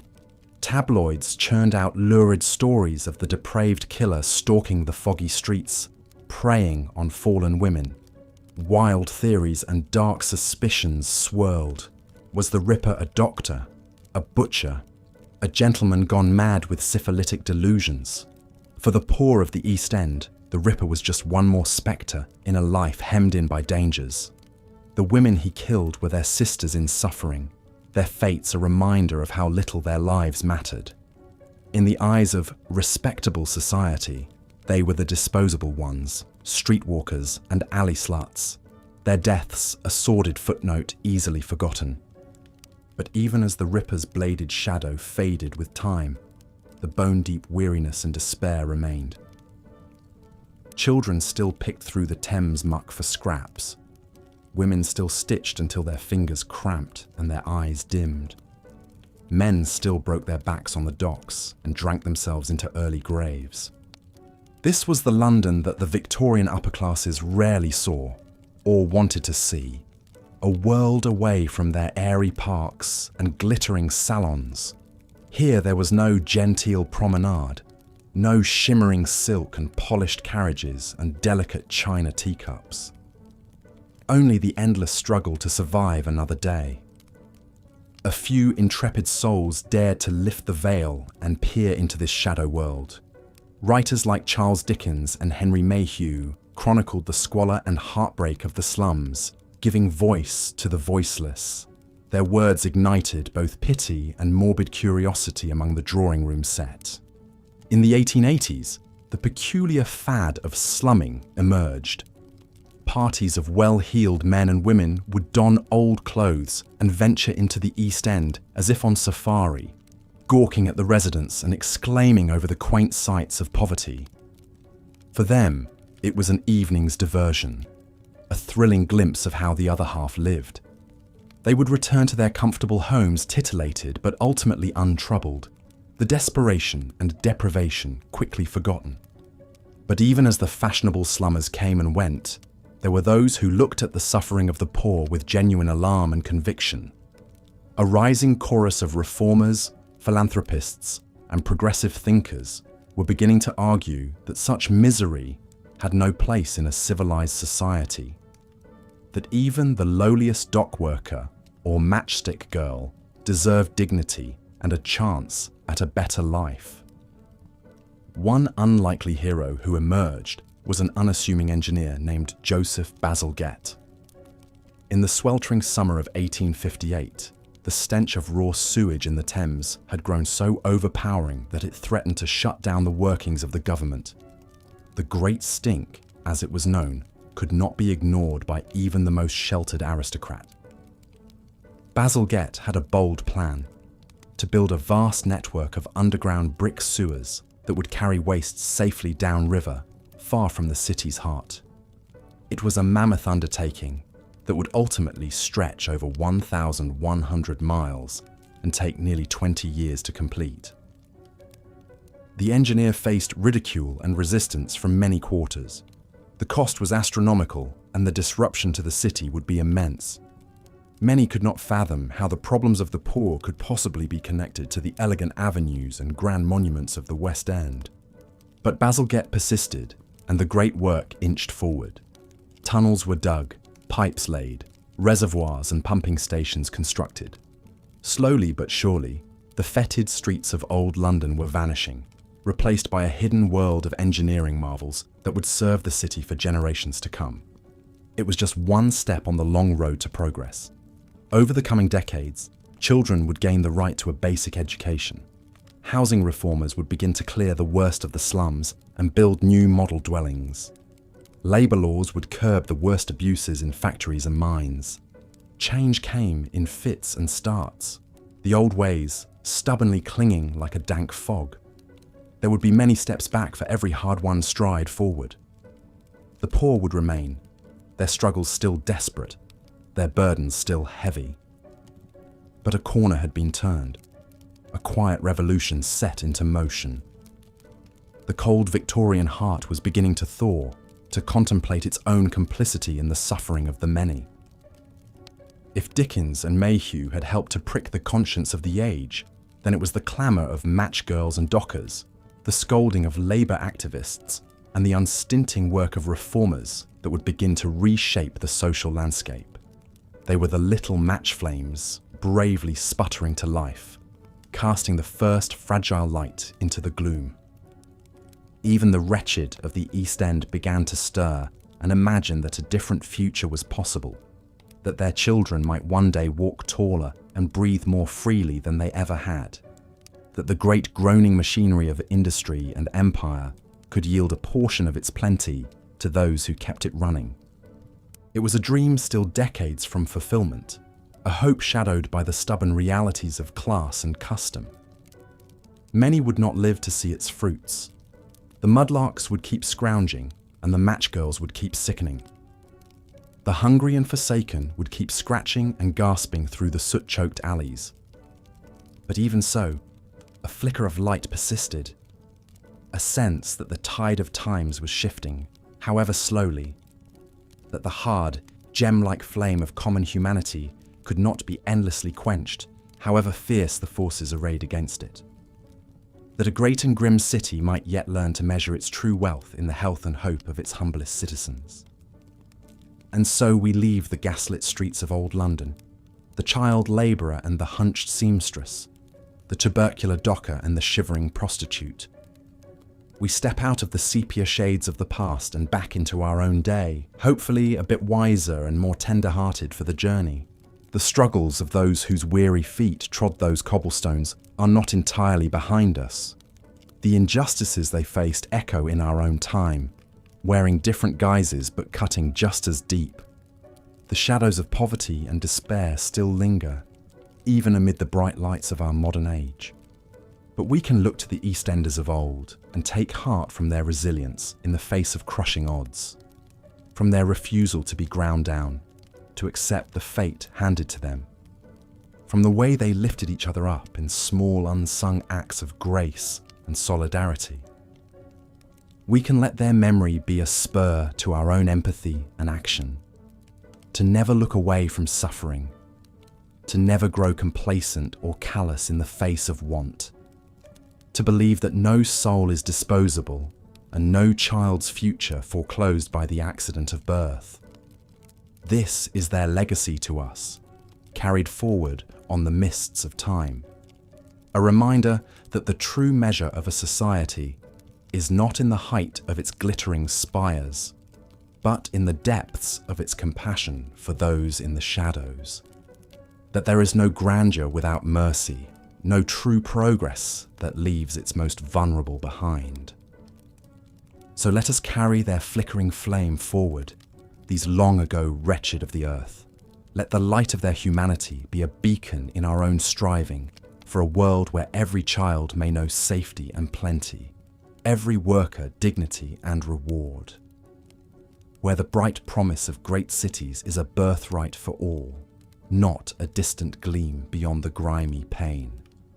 This is the task left to us by the bones and ashes of old London, to take up the hard, unfinished work of bending the arc of history towards justice, to mend what is broken and lift up what is laid low, to craft a future worthy of those whose toil and tears laid the foundation stones, however unwillingly. It's a long twilight struggle, the work of generations. But as we labour on, may we forever carry the memory of the East End poor in our hearts, their sorrows and their small triumphs, their unquenchable spirit in the face of unimaginable adversity. In the warp and weft of their lives, roughly woven and too quickly cut short, we may yet find the threads of our own better angels, the pattern of a more luminous tomorrow. The long Victorian night is over, but the dream kindled in those gaslit alleys of a world where every soul might climb free of the smog to greet a brighter dawn remains to us, fragile yet fierce, an inheritance and a sacred charge. May we lift it high and carry it forward, a rushlight against the gloom, until the day when its radiance is undiminished and all the dark corners of human suffering are forever banished to shadow and memory. The East End of London was a notorious den of poverty, grime and vice. Its dark, labyrinthine streets were choked with tenements, the air thick with the stench of human misery. In 1888, this already bleak corner of the metropolis was plunged into a new depth of terror by a string of gruesome murders that sent shockwaves through proper Victorian society. Between August and November of that fateful year, 5 women met horrific ends at the hands of a shadowy figure who came to be known as Jack the Ripper. All the victims were prostitutes who lived and worked in the squalid streets of Whitechapel. Their throats were cut, their bodies savagely mutilated with a surgical precision that led some to speculate the killer had anatomical knowledge, perhaps even being a doctor. The first canonical victim was Mary Ann Nichols, known as Polly. Her body was found in the early hours of August 31st in a dark corner of Bucks Row by a cart driver on his way to work. Her throat had been slit twice and her abdomen ripped open, her intestines pulled out and draped over her shoulder. The brutality of the crime was shocking even in an area accustomed to violence. Just over a week later, in the pre-dawn darkness of September 8th, the body of Annie Chapman was discovered in the backyard of 29 Hanbury Street. Her throat had also been cut and her abdomen sliced open, her uterus removed with chilling precision. The murder scene was a tableau of horror, with the yard's wooden fence stained with blood and a crumpled, torn envelope found by Chapman's hand, perhaps dropped in the struggle. Elizabeth Stride and Catherine Eddowes were the next to fall victim in the early hours of September 30th, in what would come to be known as the double event. Stride's body was found in Dutfield's yard off Berners Street, her throat cut, but her body otherwise unmutilated, leading to speculation the killer may have been interrupted. Less than an hour later, Eddowes' brutalized corpse was discovered in Mitre Square, her face mutilated and her intestines pulled out and placed over her right shoulder. The final canonical murder was perhaps the most vicious of all. Mary Jane Kelly was a young, pretty Irish girl, just 25 years old. In the early morning hours of November 9th, in the squalid room where she lived at 13 Miller's Court, Kelly was essentially butchered. Her body was hacked apart, her heart removed, her face unrecognizable. The scene was a charnel house of gore and viscera that even shocked the hardened police who discovered it. The murders whipped up a public frenzy, stoked by the salacious coverage in the penny press. Newspapers offered grisly, lurid details of the crimes, turning the mysterious murderer into a media bogeyman. Hundreds of letters poured into the police, many purporting to be from the killer himself. Some were signed Jack the Ripper, cementing the name in the annals of true crime. The Ripper seemed to be taunting the police, toying with them as he carried out his grisly work. Despite an extensive investigation, the killer was never caught. The police at the time were hampered by the dark maze-like layout of the East End streets and the general public distrust of authority figures. They lacked forensic techniques like fingerprinting and blood typing that could have helped identify the culprit. As the murders faded into history, Jack the Ripper lived on as a boogeyman, a symbol of the darkness lurking in the human heart. The case spawned countless theories, books, and films speculating on the killer's identity and motives. Was he a doctor, a butcher, a member of the royal family, a foreigner? More than 130 years later, the mystery endures. But beyond the morbid fascination and conspiracy theories, the Ripper murders shone a light on the plight of London's poor and the precarious existence of women on the margins of society. The victims were daughters, sisters, mothers, women driven by poverty and desperation into the dangerous world of prostitution. They were preyed upon not just by the Ripper, but by a cruel social order that left them vulnerable and expendable. Even as the police poured resources into the biggest manhunt London had ever seen, the message was clear. The lives of poor women mattered little in Victorian society. Had the victims been wealthy ladies instead of Cockney prostitutes, would the Ripper have been allowed to kill with such impunity? The murders laid bare the stark class divides and misogyny of the time. In death, the Ripper's victims gained an immortality they never found in their difficult lives.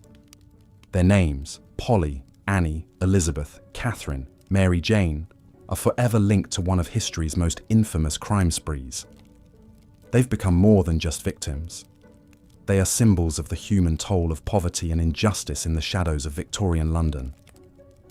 The Ripper murders were the nadir of a metropolis already steeped in suffering. They represented the ultimate horror, faceless evil stalking the very streets where want and despair already held sway. For a few bloody months, the Ripper seemed to embody the darkest ills and inequities of Victorian society, a phantom menace that could strike without warning or mercy. And yet, in a strange way, the murders also marked a turning point. The press coverage and public outcry over the killings helped raise awareness of the plight of London's underclass. The terror the Ripper evoked began to crack the cold Victorian facade of indifference to poverty.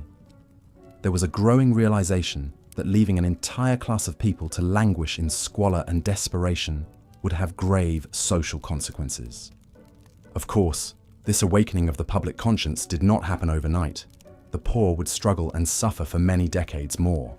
But the Ripper murders were a flashpoint, a grim reminder of the human cost of neglect and injustice. They forced London to confront the Gorgon hidden in the depths of the East End, the nightmare that sprung from the very rot and decay polite society tried so hard to ignore. Today, the identity of Jack the Ripper remains a mystery, an enduring cipher for the darkest impulses of the human soul, but his victims are silent no more. In death, they still have much to tell us of the world they inhabited, the hardships they endured, the small joys and crushing sorrows of lives lived on the knife edge of destitution. Their stories are not for the faint of heart. They speak of a time and place where life for the poor was, in the words of philosopher Thomas Hobbes, nasty, brutish, and short. The Ripper was but an exclamation point at the end of that sentence, a monster born of monstrous circumstances. But in remembering the victims and the society that shaped and ultimately failed them, we honor their humanity. We acknowledge the suffering and resilience of those born in the shadows of great wealth and progress. We are reminded that the course of history is so often steered by the forgotten, the unsung, the faces in the crowd. The Ripper's bloody spree in the autumn of 1888 was a heart of darkness for Victorian London, a season of terror that held up a mirror to a society's failings. The murders offered a grim reflection of the vast disparities that defined the era, the cruel social Darwinism that allowed predators to stalk the vulnerable and depraved. But even in the darkest of times, there are glimmers of light. The Ripper murders, for all their horror, helped awaken London's conscience. They stirred the first winds of change that would, slowly but inexorably, begin to ameliorate the lot of the poor. They reminded a society enamored with wealth and progress of its most basic duty, to protect and sustain its most vulnerable members. More than a century later, the spectre of Jack the Ripper still looms large in our collective nightmares. But it is his victims who linger in our conscience, their hard lives and tragic ends, a testament to the human cost of poverty and neglect. In remembering them, we pay tribute to the faceless thousands who shared their plight, the huddled masses whose pain and perseverance built the world we inherit.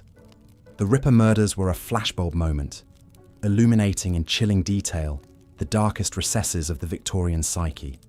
They exposed not just the evil that men do, but the evil that society allows by averting its gaze from suffering. They are a reminder that progress is not just measured in wealth and industry, but in how we treat the least among us. In the end, perhaps that is the true legacy of Jack the Ripper's reign of terror, not just a macabre murder mystery, but a call to vigilance, a warning of the monsters we breed in the shadows of neglect. The Ripper was a demon born of a demon time, a reckoning for a society's sins as much as a man's. And as we lay our heads down to rest, let us spare a thought for Polly, Annie, Elizabeth, Catherine, and Mary Jane. The Ripper's victims, but also Victoria's victims, casualties of a society that weighed their worth and found it wanting. In the retelling of their stories, we give them a voice, a place in the tapestry of history. We remember not just how they died, but how they lived, struggling, striving, dreaming, in the face of impossible odds. Their lives and deaths are a testament to the human spirit, to the resilience of those who persist in the darkest of circumstances. They remind us that even in the bleakest of times, hope endures, a light that flickers, but never quite goes out. And in honoring their memory, we keep that flame alive, a beacon to guide us through the shadows of our own uncertain times. So let us remember Jack the Ripper's victims and all the forgotten souls who shared their struggles. Let their stories be not just a morbid fascination, but a call to empathy, to action, to build a world where no one is left to languish in the shadows. That is the true reckoning the Ripper demands of us, a blood debt paid not in terror, but in tears of compassion. As we drift off to sleep, let the ghosts of Victorian London be not just spectres of a dark past, but guardians of a brighter future, silent sentinels urging us to be better, to do better, for all those who share our fleeting moment in the sun. In their whispers, we may yet find the wisdom and the will to build a world where even the humblest among us can walk without fear, where the only shadows are those of tall trees and grand dreams. The slums of London were a world apart from the grand manners and gaslit avenues of the city's wealthy West End. In the teeming tenements and rookeries of neighbourhoods like Whitechapel and Spitalfields, whole families crowded into single rooms with little light, ventilation or sanitation. The fetid streets were choked with rubbish and the waste of humans and animals alike, putrefying into a reeking miasma that bred disease and despair. Imagine yourself as young Jack Lucky Jones, a spry 12-year-old lad, scampering along the muck of the River Thames's shores at low tide. Jack was a mudlark, one of the many poor children who scavenged the riverbanks for precious scraps of coal, bits of rope, or anything else that could be sold or used. The mud sucked at his bare feet, studded with shattered glass and rusted nails. But Jack's keen eyes and quick hands darted over the debris, hoping to spy a shimmering coin or a scrap of silver amid the filth. Sometimes Jack got lucky. That's how he earned his ironic nickname among the other mudlarks. A shilling here, an old pocket watch there. Once he even found a gold tooth. But more often the pickings were slim, his stomach growling after hours hunched in the muck. On those lean days, Jack might try his hand at being a tosher. A tosher was a scavenger of the sewers, wading through the dark tunnels in search of lost coins, bits of scrap metal, perhaps a silver spoon if he was lucky. It was even filthier, more dangerous work than mudlarking. The stench was overwhelming in the claustrophobic brick passages. Jack ran the risk of drowning if he was caught by a sudden rush of rainwater and sewage. Rats skittered past in the dark, and strange fungi clung to the clammy walls. But when you're hungry, you'll risk quite a lot for a chance at a few farthings to fill your belly. Still, as grim as mudlarking and toshering could be, it was better than the alternative, ending up in the workhouse. The workhouses were supposed to be places of refuge for the poor and destitute, funded by local parishes. But they were run more like prisons than charities. Upon entering a workhouse, the poor were stripped of their personal belongings and freedom. Families were separated, with husbands and wives housed in different wings, and children sent to either the children's ward or industrial schools. Imagine long days of back-breaking work, breaking stone, picking oakum, unravelling old ropes, or sewing rough uniforms. Meals were meagre, often just watery gruel and stale bread. The able-bodied poor were expected to earn their keep through labour. The sick were warehoused in crowded, unsanitary infirmaries, where diseases like typhus ran rampant. The elderly and infirm whiled away their last days in the grim, old people's ward. For most, ending up in the workhouse was a fate barely better than slow starvation on the streets. One woman who knew the misery of the workhouse all too well was Annie Chapman. Born into poverty, Annie had endured a stint in the Dorset workhouse as a young woman before marrying and having children.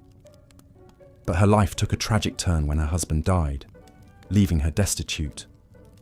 Like many poor women, she resorted to prostitution to survive, supplementing her meagre earnings as a charwoman. Annie rented a tiny room on Hanbury Street in Spitalfields, bringing back clients to the dingy space she could barely afford. In the pre-dawn hours of September 8th, 1888, her mutilated body was discovered in the backyard of 29 Hanbury Street.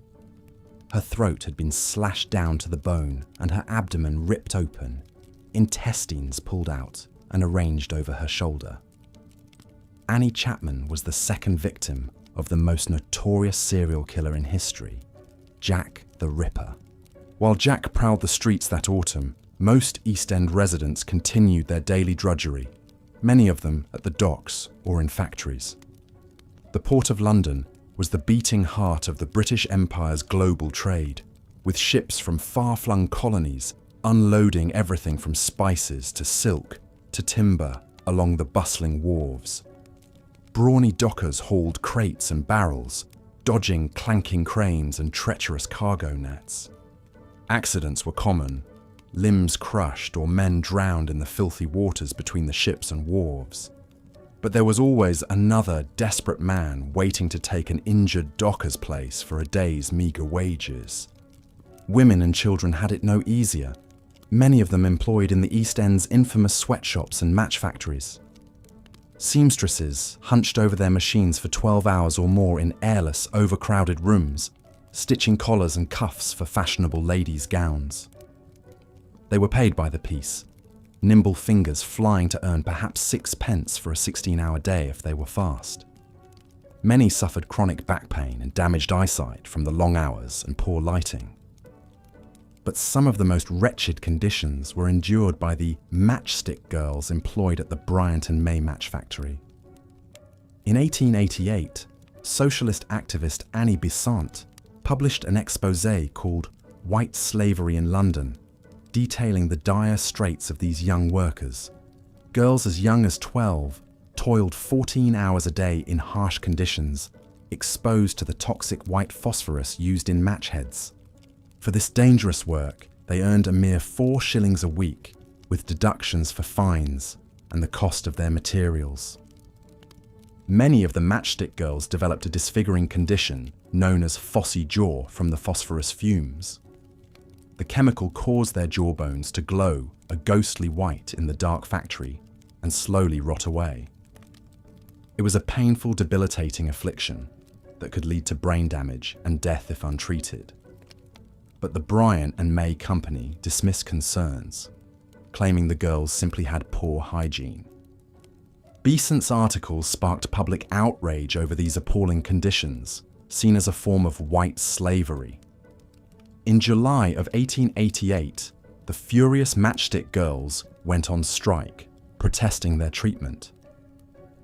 Marching and rallying with the support of Besant and other advocates, the girls became icons for the labour movement. While their gains were modest, the matchstick girls' strike was an early crack in the edifice of unchecked industrial exploitation. A first step on the long road to safer working conditions and fairer wages that would stretch well into the next century. But in the meantime, many of the poor still sought solace and escape in the bottle or the pipe. Gin palaces glittered on many a corner in the East End, promising a brief respite from the drudgery and despair. For a few pennies, a man could drink himself into a stupor, dulling the aches and pains of a long day's labours. Of course, the relief was temporary. Come morning, the gin would be gone, but the wretchedness would remain. And too often, a gin-soaked man might lash out violently, battering his wife or children in a drunken rage. Opium offered another form of oblivion, its fumes wafting from the dark doorways of East End opium dens. Chinese sailors first brought the practice to London's docks, but it quickly spread as a cheap and powerful anaesthetic for the poor. In dim, smoky rooms, hollow-eyed men and women sprawled on grimy mattresses, sucking the drug from delicate pipes as they drifted into hazy, dreamless stupors. Some might disappear into an opium den for days, even weeks, wasting away in a narcotic trance as the world went on without them. Yet even in their desperation, few honest folk of the East End would trade places with the nameless wretches who eked out a living in London's most chilling and forbidden trade, the resurrection men. In a time when the study of anatomy was advancing rapidly, the need for human corpses far outstripped the legal supply. doctors and medical students required a steady stream of cadavers to dissect, but only the bodies of executed murderers could be legally used. So an illicit market emerged, a macabre commerce in stolen corpses dug fresh from paupers' graves. In the dead of night, the resurrection men would creep into graveyards, shovels and sacks in hand. With speed and practiced skill, they unearthed the newly buried, hacking through coffin lids and hauling out the bodies to be whisked away in a cart.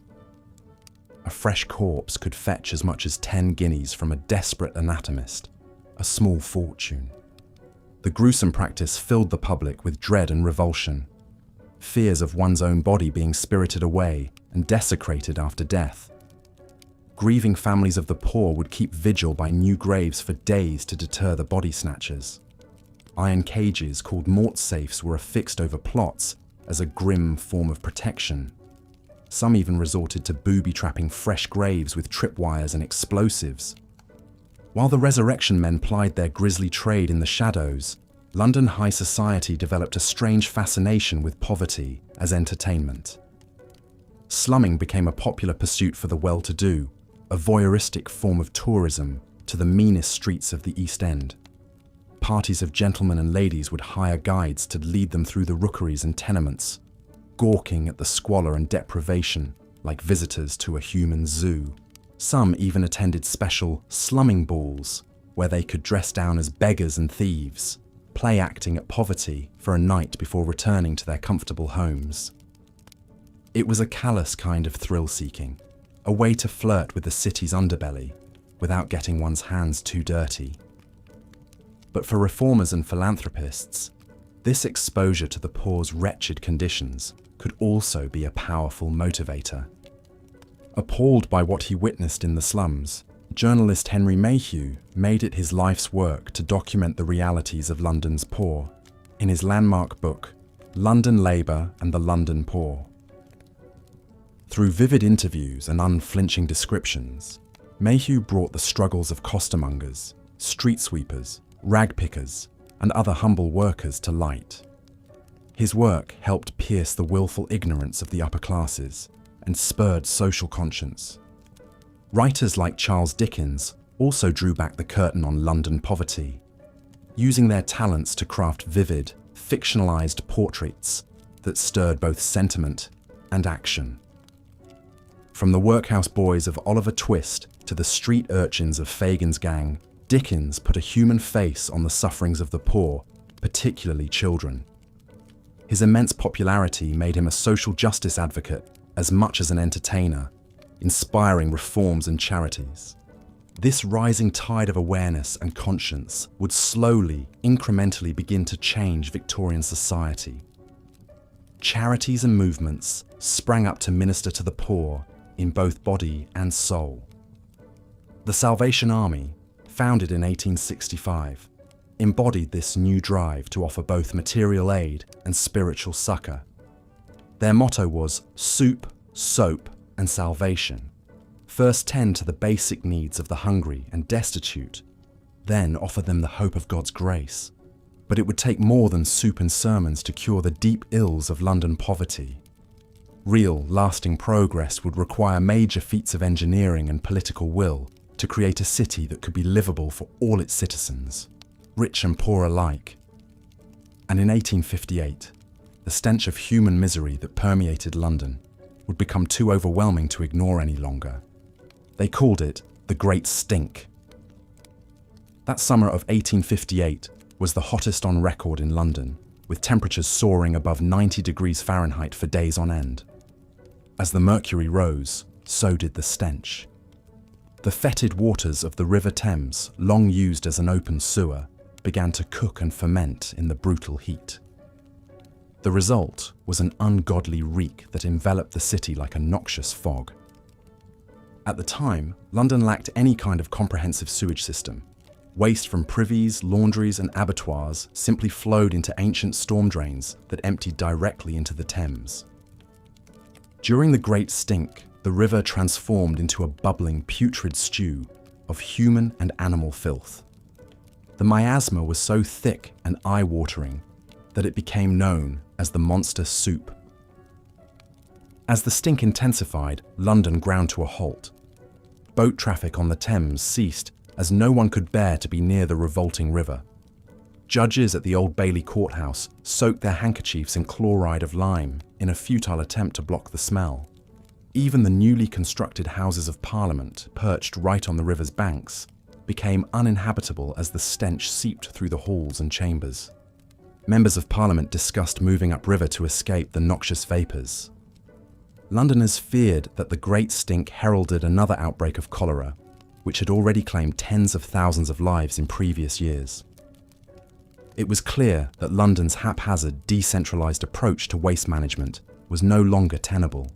The Great Stink literally forced Parliament's hand, spurring a monumental public works project that would become one of the great engineering marvels of the Victorian age. Enter Joseph Bazalgette, a visionary engineer who had already distinguished himself working on London's railways and dockyards.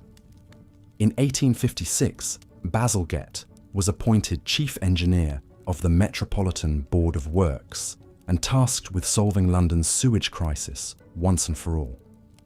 His ambitious plan called for a vast network of new sewers running for 100 miles beneath London's streets and carrying waste safely downriver, far from the city centre. It was a staggering feat of engineering and construction. Bazalgette's design called for 4 massive interceptor sewers, running parallel to the Thames on each side. These cavernous brick tunnels were up to 11 feet wide and would be buried deep underground, using gravity and a series of pumping stations to move the waste. Smaller local sewers would feed into the interceptors, creating a comprehensive system that could handle even the most torrential rains. Building Bazalgette's sewers was a back-breaking, dangerous undertaking. Thousands of workmen laboured around the clock, digging trenches and tunnels by hand through London's streets and riverbanks. They burrowed through ancient plague pits and Roman ruins, shoring up the unstable earth with timber and bricks. Toxic gases and cave-ins claimed the lives of many workers, as did outbreaks of cholera that swept through the rank, sweltering tunnels. But inch by inch, mile by mile, the great sewers took shape. Bazalgette used the London clay excavated from the tunnels to build up the riverbanks, creating the wide, sweeping Thames embankments that would become one of London's most recognisable features. The Victoria, Albert and Chelsea embankments added 52 acres of new prime riverfront real estate, featuring broad thoroughfares and lush gardens. The southern outfall sewer alone stretched for 11 miles, from Deptford to Crossness, where Bazalgette built a magnificent pumping station to eject the waste into the Thames estuary on outgoing tides. With its soaring Gothic turrets and cathedral-like interiors, the Crossness pumping station was a monument to Victorian engineering prowess, a literal cathedral of sanitation. When the new sewer system was completed in 1875, it was hailed as a triumph of human ingenuity over the chaos of nature. The death rate from cholera and other waterborne diseases plummeted as London's drinking water became noticeably cleaner.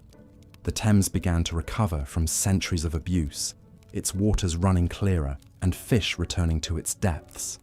Bazalgette's sewers had quite literally saved London from drowning in its own filth. But as monumental an achievement as the sewers were, they alone could not wash away the entrenched poverty and human suffering that still gripped much of London. Real progress would also require a change in the hearts and minds of those in power, a willingness to see the poor as more than an abstract mass to be managed and contained. And slowly but surely, the Victorian conscience was awakening to the plight of the less fortunate. In the squalor of the East End slums, a new kind of hope was taking root. Social reformers and philanthropists were venturing into the depths of poverty, not just to gawk or proselytize, but to listen and understand. They built schools and orphanages, settlement houses and soup kitchens. They fought for child labour laws, public health measures, and decent housing for the working poor. Some of the most unlikely agents of change were London's own poor. banding together to improve their lot through mutual aid societies and labour unions. The women of the Bryant and May Match Factory, once symbolising the depths of industrial exploitation, became the spark for a new labour movement. Their strike in 1888 lit a fire that would spread to other industries, as workers demanded safer conditions, shorter hours, and a living wage. Of course, progress was slow and uneven. The gears of entrenched power and prejudice grind slowly. But the seeds of change had been planted in the fetid soil of London's slums. The misery and degradation of the poor could no longer be ignored or accepted as simply the natural order of things. The old Victorian certainties were crumbling, making way for a new, more humanist age. As the century drew to a close, London remained a city of stark contrasts, glittering wealth and privilege alongside grinding. Jack Jones was just one face among multitudes whose stories have been lost to history. In 1861, social researcher Henry Mayhew estimated there were 100,000 mudlarks alone, scavenging a meagre existence along the filthy Thames riverbanks. With so many of London's poor engaged in such back-breaking, dangerous labour, it's little wonder average life expectancy in the East End was just 29 years, compared to 55 years for the city's upper classes. For those with no other options, a last refuge could be found in London's workhouses. Established under the harsh New Poor Law of 1834, they were deliberately designed to be foreboding and punitive to discourage all but the most desperate. Imagine entering the gloomy, prison-like edifice of the St. Marylebone Workhouse, stripped of your possessions and dignity. Men, women, and children were separated, personal clothes replaced with rough uniforms. Hard labour, strict rules, and meagre meals of thin gruel awaited, all to make poverty as demeaning and unpleasant as possible. One woman who found herself at the mercy of the workhouse system was Annie Chapman. Born in 1841, Annie married at 16 and had 3 children, but descended into alcoholism and destitution after her husband's death. In and out of workhouses, she eventually turned to prostitution to survive, eking out a tenuous existence in the nightly shadow world of Whitechapel. In 1888, the hard luck of Annie's life reached a grisly culmination when her body was discovered brutally mutilated, the second confirmed victim of the notorious Jack the Ripper. Chapman's short, hard-scrabble life and vicious death exemplified the vulnerability and desperation of London's underclass women. For many, what little employment they could find was in the harsh realm of factories and sweatshops. In the suffocating confines of the Bryant and May Match Factory, girls as young as 12 toiled up to 16 hours a day for a pittance in horrendous conditions. Exposure to toxic white phosphorus used in match heads caused many to develop the grotesque deformity known as phossy jaw, as the compound ate away at the bones of their faces. Public awareness of these dangers was raised by social reformer Annie Besant, who published a damning article on the match girls' plight in 1888. She decried the white slavery of such abusive child labour and helped instigate the famous London match girls' strike that year. While small gains were made in pay and conditions, the lot of factory girls remained grim. Besant remarked, "I had seen suffering and death in the East End, but nothing I had seen equalled the misery of these poor girls."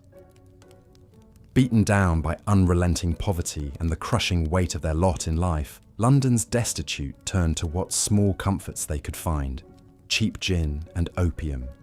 In foul-smelling dens and grimy gin palaces, they sought oblivion and temporary escape from cold, hunger, and despair. An observer described one such hovel as dark, low, and stifling, full of a heavy vapour. Men and women were lying on the wretched beds or crouching on the floor. A few lamps on the wall shed a dim light on the scene. Some were picking at their arms or legs with needles. Opium, funnelled into London's rookeries by merchants from Britain's Indian possessions, offered a cheap and ready stupor. Users sprawled insensate on filthy mattresses, sometimes for days, in a twilight netherworld of drug-induced dreams and delirium. Meanwhile, gin shops dispensed turpentine-laced liquor that promised boozy oblivion by the dram to stupefied customers. In 1851, Dickens described these scenes. The gin shops remained open all night long, and the roar of drunkenness never ceased. Miserable women often plied at the doors of the gin shops to feed their starving children. It was these same fog-choked, gas-lit streets and alleys that formed the perfect, lurid backdrop for the most notorious criminal of the Victorian age. In 1888, recurring murders of destitute women in the Whitechapel slums created a fevered atmosphere of dread and morbid fascination. The victims, all prostitutes, had been brutally slashed and mutilated, their viscera strewn about by a seemingly uncatchable killer, soon known as Jack the Ripper. The Ripper's savagery was shocking even to a public jaded by the everyday brutalities of London's underworld. His crimes seemed to spring from some unknowable motive and alien evil beyond comprehension. Wild theories about the murderer's identity abounded. A deranged butcher, a mad doctor, even a member of the royal family. The fact that he was never apprehended only enhanced the growing mythos of a phantom-like monster with satanic cunning, preying on the most helpless dregs of society. Ultimately, the Ripper murders seared themselves into history, not just for their gore and mystery, but for what they revealed about the vulnerability of London's underclass women. It threw into harsh relief how they existed at the very bottom of the city's hierarchy, leading short, brutish lives snuffed out in squalid obscurity until a maniac's blade made them briefly, gruesomely newsworthy. Their fates were a reminder that for those not born to privilege in Victorian London, life was too often nasty, desperate, and short. Even in death, the poor could not escape indignity and exploitation. For those whose families lacked the means for a proper funeral, the grim spectre of the resurrection men, grave robbers who snatched corpses to sell to medical schools for dissection, was a constant fear. The macabre trade stemmed from laws that only permitted executed criminals to be used for anatomical study, creating a ghoulish black market. In 1831, in a shocking scandal known as the Italian Boy case, a gang was found to have murdered a homeless child and sold his corpse for dissection. The resurrection trade flourished in part because death was so ubiquitous in Victorian London. Disease, malnutrition, and squalid living conditions meant mortality visited the lower classes with grim frequency. Tuberculosis, typhoid, cholera, and smallpox ravaged the crowded slums, their spread aided by poor sanitation and hygiene.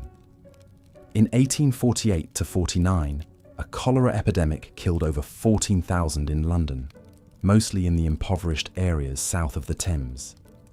The accepted scientific wisdom of the day attributed the disease to foul odours and miasmas, not yet understanding it was waterborne and spread by contaminated drinking sources. It would take the crisis of the Great Stink in the summer of 1858 to spur real action. That year, London sweltered under a historically hot summer that turned the Thames, by then little more than an open sewer, into a noxious, reeking soup of human and industrial waste. The stench was so overpowering that Parliament, its chambers inundated with the stomach-churning effluvium, draped the windows with curtains soaked in chlorine in a vain attempt to function. The ordeal finally spurred legislators to back a massive civic works project to construct a modern sewer network. The monumental effort was led by the great engineer Joseph Bazalgette, who designed and oversaw the building of over 1,100 miles of underground brick sewers to intercept waste and divert it far downstream. The tunnels were some of the most ambitious municipal engineering feats of the 19th century and a major factor in improving London's sanitation and health in the ensuing decades. Along with the sewers, Bazalgette built the Victoria and Albert embankments, which housed the pipelines and provided riverside promenades still enjoyed today. Bazalgette's sewers were a rare bright spot of progress for London's poor, in an era marked more by piecemeal efforts than systemic change. Social reformers like journalist Henry Mayhew studied the miserable conditions of labourers, street sellers and urchins, but could only incrementally influence the public conscience. Charitable and religious organisations like the Salvation Army and the Quakers operated shelters, soup kitchens and ragged schools for deprived children, but their resources were dwarfed by the immensity of the need. Some limited government reforms aimed at bettering the lot of the underclass, such as the Education Act of 1870, providing funding for new schools, and the Factory Act of 1878, restricting child labour. Private philanthropists, like American banker George Peabody, funded model housing developments to replace some of the most squalid rookeries and tenements with healthier dwellings. But in most cases, such efforts only nibbled at the edges of the city's entrenched poverty and substandard living conditions. Perhaps the most dubious development was the Victorian middle and upper class vogue for slumming. Guided tours of the East End slums and opium dens to peer and gawk at their wretched inhabitants like exhibits in a zoo. Justified as charitable fact-finding missions, they tended to resemble more a form of poverty tourism. The elite rarely ventured into such precincts without a police escort and returned to their comfortable homes, having done little to understand or alleviate the plight of those they regarded with a mixture of pity, disgust and fascination.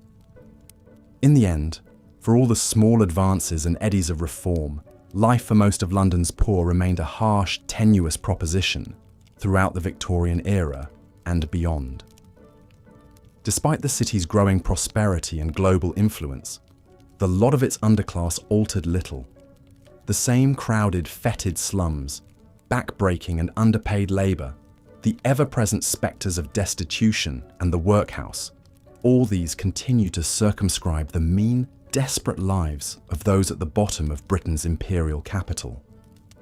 It is hard not to contemplate their plight, to picture them toiling in the shadows of the Strand's grand facades and palatial townhouses, and not feel the injustice and waste of so many drawn, hopeless faces and talents ground to nothing by the great engine of empire.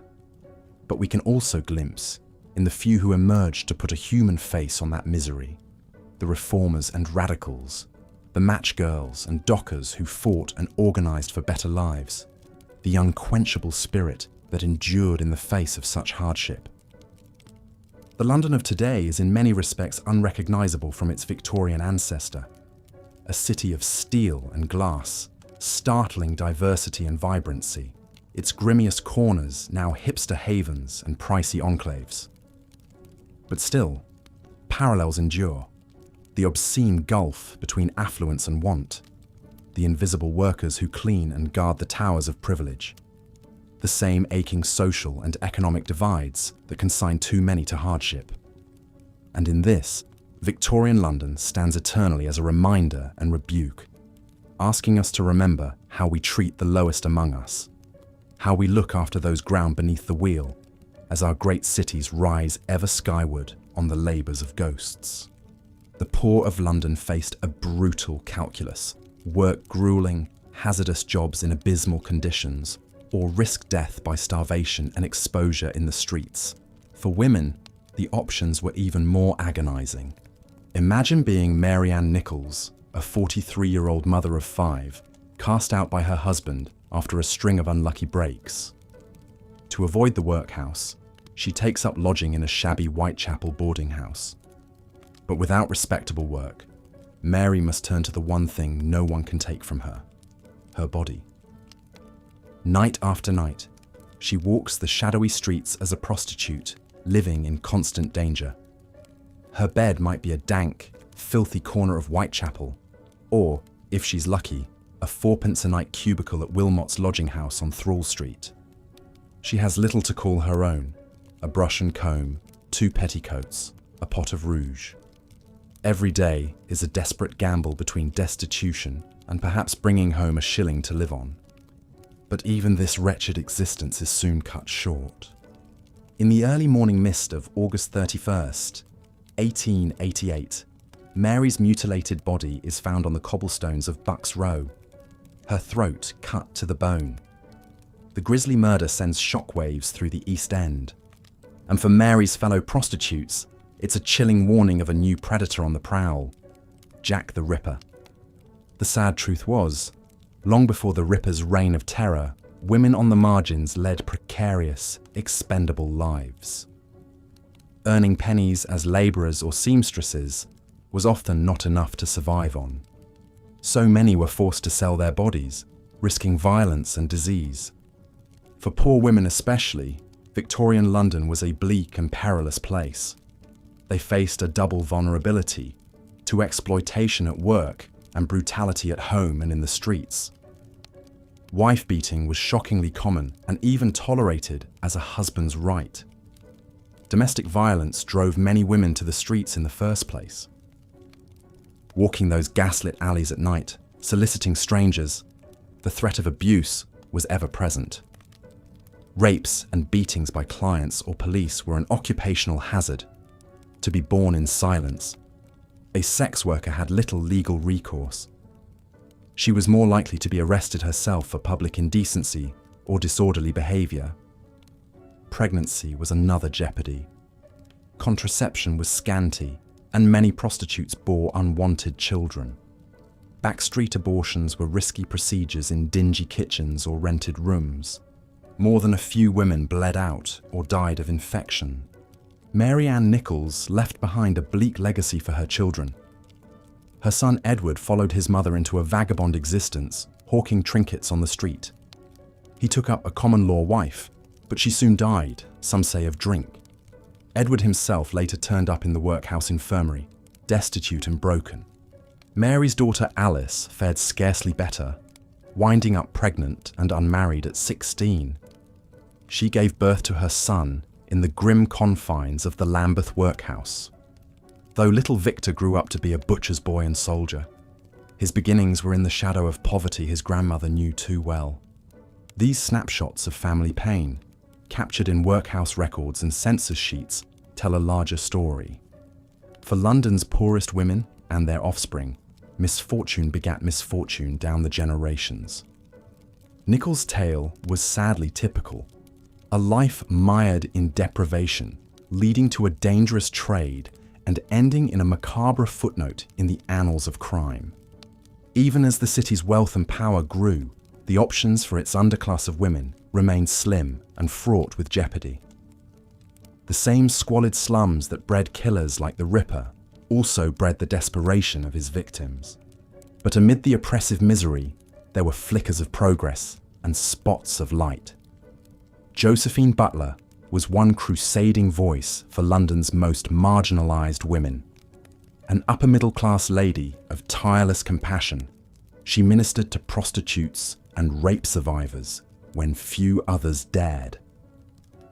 In 1869, Butler helped lead a campaign to repeal the Contagious Diseases Acts, a set of laws that persecuted sex workers in the name of controlling venereal disease. Police could detain any woman suspected of prostitution and force them to undergo degrading pelvic exams.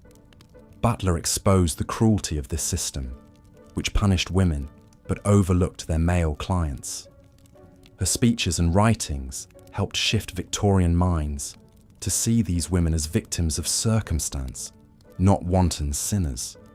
While the acts were not fully repealed until 1886, her advocacy laid the groundwork. Other efforts chipped away at the edifice of sexual oppression. Millicent Fawcett, later a leader of the suffragettes, also took up the banner. Just 18 when she heard Butler speak, Fawcett began visiting workhouses and collecting evidence of women's mistreatment to lobby for repeal. This youthful fervour for justice would animate her life's work expanding rights and freedoms for women. Slowly but surely, the plight of London's fallen women seeped into the public consciousness. Novelists and journalists exposed their stark realities. Charles Dickens, in the pages of Oliver Twist, gave an unflinching glimpse into the abuse of the young prostitute Nancy by the violent criminal Bill Sikes. In newspapers and penny dreadfuls, the Ripper murders sparked a feverish fascination, but they also sparked a more sober discussion of the wretched living conditions in the East End that left women so defenceless. Slum clearance schemes and affordable housing became matters of civic interest. The hardscrabble lives of women like Mary Ann Nichols, Annie Chapman, and Elizabeth Stride would not be magically transformed, but their ugly, untimely deaths had made the suffering of their sisters harder to ignore. Out of the miasma of violence and vice, a more urgent conversation had begun. Though the Ripper was never unmasked, his grisly spree did tear the veil off another monster stalking London's back alleys, the monster of sexual brutality, born of a culture of exploitation. Confronting it would prove an uphill battle for generations of reformers. But each harrowing headline was a fresh reminder of the human toll of poverty and the unfinished struggle for a more just society. London's lowest women persevered in their daily toil, perched precariously over the abyss, supporting one another in neighbourly networks of shared childcare and pennies loaned, navigating the threats of the streets and the home as best they could without protection of police or politicians. Their survival was a quiet heroism, etched in tired faces in flickering gaslight. As the Victorian era slouched wearily to a close, their struggles were still too often shrouded in shadow. But here and there, shafts of enlightenment had begun to cut through the fog. The movements to educate girls, to win votes for women, to treat prostitutes as people, all had their roots in an era when the suffering of the vulnerable could no longer be ignored. In the tattered shawls and threadbare chemises of women like Mary Ann Nichols, we glimpse the cost of progress, uneven and denied. In their short, fraught, unheralded lives, we trace the slow awakening of a society's conscience. London's overlooked women, and those who lifted them up, lit candles of courage in the gloom, all unsung foremothers in a long march from Victorian cruelty to a more humane future. Jack "Lucky" Jones sat shivering in the pre-dawn gloom, his bare feet dangling over the edge of the quay. The frigid stones sent a deep chill through his thin, ragged trousers. He watched as the last stars faded into the misty twilight. The great clock of Westminster struck 6, its chimes echoing across the sleeping city. Lucky stretched and yawned, his breath pluming in the cold. It was time to begin his daily toil as a mudlark, scavenging the foul banks of the River Thames for bits of coal, wood, and anything else of value that the tides left behind. Mudlarking was hungry, filthy, and often dangerous work, but for thousands of London's poorest children, it was a matter of survival. Lucky's mum had succumbed to cholera when he was 9, her body hauled away and dumped in an unmarked pauper's grave. His da had abandoned them long before that, vanishing into the rookeries of 7 Dials to lose himself in opium and gin. So Lucky was left alone to make his way on the unforgiving streets, relying on his quick wits and quicker feet to stay one step ahead of the workhouses and the bobbies truncheon. As the weak London sun began to break through the sooty haze, Lucky clambered down the embankment and sank ankle-deep into the black muck. The thick miasma of sewage and decay filled his nostrils, but he was well accustomed to the stench. He scanned the lumpy moonscape of silt, his keen eyes seeking any glints of metal or promising shapes. Mudlarks like Lucky dreamed of finding treasures in the Thames muck, coins, silver spoons, or brass buttons that could be sold for a few bob. But those prizes were few and far between. Mostly it was bits of coal, wood, and nails. Paltry pickings barely worth the effort. The only reliable income came from the junk shops who paid pennies for old rags and bones used to make paper and fertilizer. Suddenly, a glint caught Lucky's eye. A flash of dull metal protruding from the mud a few feet out. His heart raced with cautious hope as he slogged toward it, his numbed feet slipping on the treacherous footing. Reaching down, he plunged his arm into the frigid ooze and pulled. The sucking mud released its prize, and Lucky fell back hard, something heavy and hard in his grip. He wiped off the dripping black slime, revealing a tarnished silver pocket watch in his palm. Lucky marveled at the elaborate scrollwork etched on the dented case. It was certainly not in working condition, waterlogged and fouled with mud as it was, but the silver content alone might fetch a whole 2 shillings from a kindly fence. Lucky muttered a quiet prayer of thanks for the river's bounty. It would be a rare good day. But as Lucky gazed out across the swift, dark current of the Thames, he found his elation tempered by melancholy. How many more years could he survive by picking the river's bones? Already, he was as tall as many grown men, and could no longer crawl through the smaller sewer grates as a tosher. Soon, he would have to find a man's wages to fill his hungry belly. The dockyards, the factories, or the coal pits, with their promise of broken backs and black lung. There were few paths for lads like Lucky, and all of them led to pain. The watch's dull gleam caught the rising sun as Lucky turned it over in his raw, cracked hands. Who would it belong to, he wondered? Some bourgeois swell, flush with the wealth of the empire, heedless to the suffering at his feet. Or perhaps some poor bloke like his own Dar, who drowned his despair in drink and left his burdens behind. It was impossible to say, but for now at least, the timepiece would buy Lucky another day's survival in the unforgiving city. With an effort, Lucky shook off his dark musings and pocketed his prize. There were hours yet till the tides rose and he had much ground to cover. He slogged off through the mire, just another small, lone figure dwarfed by the smokestacks and spires of the world's richest city, where misery and fortune lived hand in hand. The Thames flowed on as it had for centuries, a silent witness to the joys and agonies of the great metropolis that grew upon its banks. Life in the workhouses was its own kind of mudlarking, where the destitute poor traded their dignity and freedom for a sparse subsistence. To step across the threshold of those grim brick bastilles was to abandon all hope, severing the ties of family and the comforts of choice. But for those with nowhere else to turn, the workhouse was the final safety net between life and death, a sanctuary as pitiless as the streets. Annie Chapman knew the workhouse well. Born in the London slum of Paddington, her youth was a blur of brothels, prisons and poorhouses as she struggled to scrape by.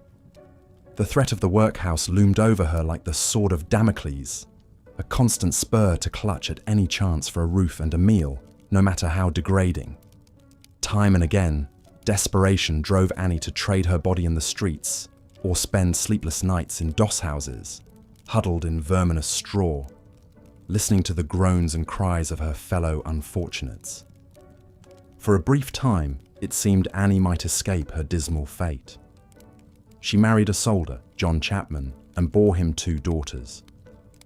But any domestic tranquility was shattered when John died in 1886, leaving Annie alone to scrape by selling matches and crocheting. When times grew lean and rent came due, Annie would take to the streets, standing under gaslights in the Spitalfields nights, selling her favours to strangers. It was a tenuous existence, stalked by hunger and violence, but it was better than the workhouse. Annie fought like a wildcat to avoid the union's cold embrace. But as she grew older and the gin flowed quicker, the workhouse finally claimed her. She was forced to send her daughters away to a charity school and submit herself to the Lambeth workhouse. There she donned the rough prison-like garb, scratchy as sackcloth against her skin, a pauper's uniform of shame. Her haggard face and despairing eyes peered out from under a coarse bonnet, as hopeless as any inmates. The workhouse master glowered down from his pulpit at this new grist for his mill. He ordered the filthy assemblage to fall to their knees and praise the Christian charity that spared them from starvation, though their aching bellies spoke otherwise. His droning sermon washed over Annie's bowed head unheeded. Her thoughts were consumed with memories of warm embraces and childish laughter, the ghosts of a family now scattered to the winds. The master instructed them to rise, but for Annie, all that greeted her was the grinding toil and regimented horror ahead. Each day was an exercise in exhausted misery. The inmates rose before dawn to a rude clanging bell and shuffled into the dining hall for a breakfast of tasteless gruel and hard tack. Their heads hung in grey resignation. From there, it was on to the day's grim labours, chopping bones, breaking rocks, picking oakum until fingers bled and eyes strained in the weak light.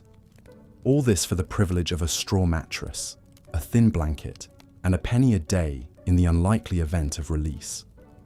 For Annie, the workhouse was a special kind of purgatory. The respectable wives shunned the unfortunates like her who bore the invisible scars of the street. The men leered with hungry eyes, sidling up to whisper vile propositions. Brawls and fits were common among the ill and desperate, punctuated by screams for mercy that went unheard. Through it all, the wardens and matrons seemed to delight in devising new humiliations, confiscating small treasures as contraband, or ordering intimate inspections for signs of disease. One frigid winter's night, Annie finally fled into the chill darkness, unable to bear another moment locked in with London's human refuse. She huddled in a Spitalfields doorway, her breath pluming before her pinched face. The workhouse gruel sat like a stone in her shrunken belly. She knew that come daybreak, she would have to return or else perish of hunger and exposure. But for a few blessed hours, Annie was free, alone with her grief and memories under cold, distant stars. Years later, Annie Chapman would achieve a grim celebrity as the second victim of London's most notorious killer, Jack the Ripper. Her mutilated body would be displayed in all its lurid detail on the front pages of the penny dreadfuls, devoured by a fascinated public. But as she lay in that Hanbury Street yard, her life's blood slowly ebbing into the cracks between the cobbles, it's doubtful Annie spared much thought for her soon-to-be murderer. Her final breaths were surely filled with visions of warm, childish smiles and happier days long since consigned to the gutters and workhouses of cruel, uncaring London. The terrifying crimes of Jack the Ripper. In the autumn of 1888, a sinister shadow fell over the narrow, cobblestoned alleys of London's East End. As the fog curled through the night, a figure lurked in the gaslit darkness. A mysterious killer who would become known as Jack the Ripper. Between August and November of that year, 5 women were brutally murdered, their bodies left mutilated in the dim streets of Whitechapel and Spitalfields. All were prostitutes, struggling to survive in the harshest corners of Victorian society. The first victim was Mary Ann Nichols, discovered in the early hours of August 31st. Her body, stabbed and slashed with a savagery that shocked even hardened police officers, was found in a gutter on Bucks Row. Over the next 3 months, 4 more women would meet the same horrific fate: Annie Chapman, Elizabeth Stride, Catherine Eddowes, and Mary Jane Kelly.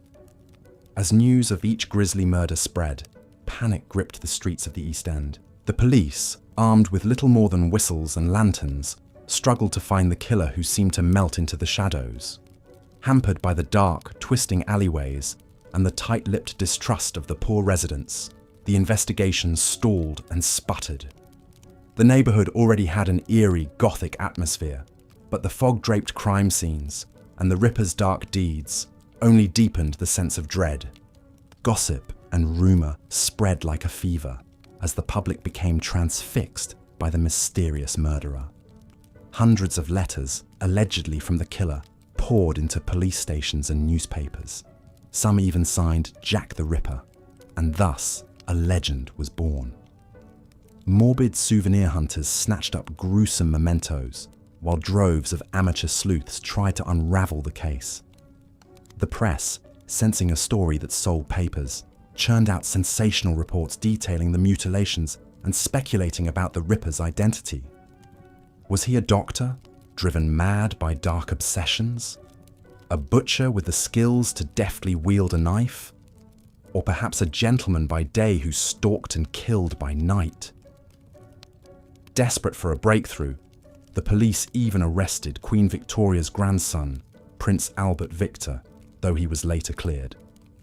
From a sinister barber to Lewis Carroll, author of Alice in Wonderland, the list of potential suspects seemed to grow longer each day. But despite the feverish speculation, Jack the Ripper's true identity remained as elusive as his blood-stained blade. Vigilante mobs roamed the alleys and nearly killed several innocent men, while the actual murderer continued to escape justice. The Ripper's seeming ability to evade capture lent an almost supernatural air to the crimes, as if he were a phantom who could vanish into the swirling London mists. In time, the murders suddenly stopped, but not the questions surrounding the killer who was never unmasked. The mystery of Jack the Ripper endures to this day, fueling countless books, films, and macabre tours tracing his bloody path through London. His grim legacy became an emblem of the Victorian era's dark underbelly, a reminder of the perils stalking those cobblestone streets each night. But while the Ripper may be the most infamous, he was far from the only menace in the shadows. Violent crime and vice were woven into the fabric of the 19th century slums, born out of the desperation of crippling poverty. Gangs like the Whitechapel 40 Elephants prowled the back alleys, perfecting the arts of pickpocketing and housebreaking. Gambling dens and brothels promised escape and pleasure, but often lead to ruin and despair. For many, death was a constant companion, whether it came from a burglar's blade or the ravages of hunger and disease. As the gas lamps flickered and the hansom cabs rattled by, the poor and forgotten of London's East End looked over their shoulders and hurried past the spots where the Ripper's victims had lain. The autumn of terror had carved deep scars, and the cobblestones seemed to whisper of the horrors they had seen.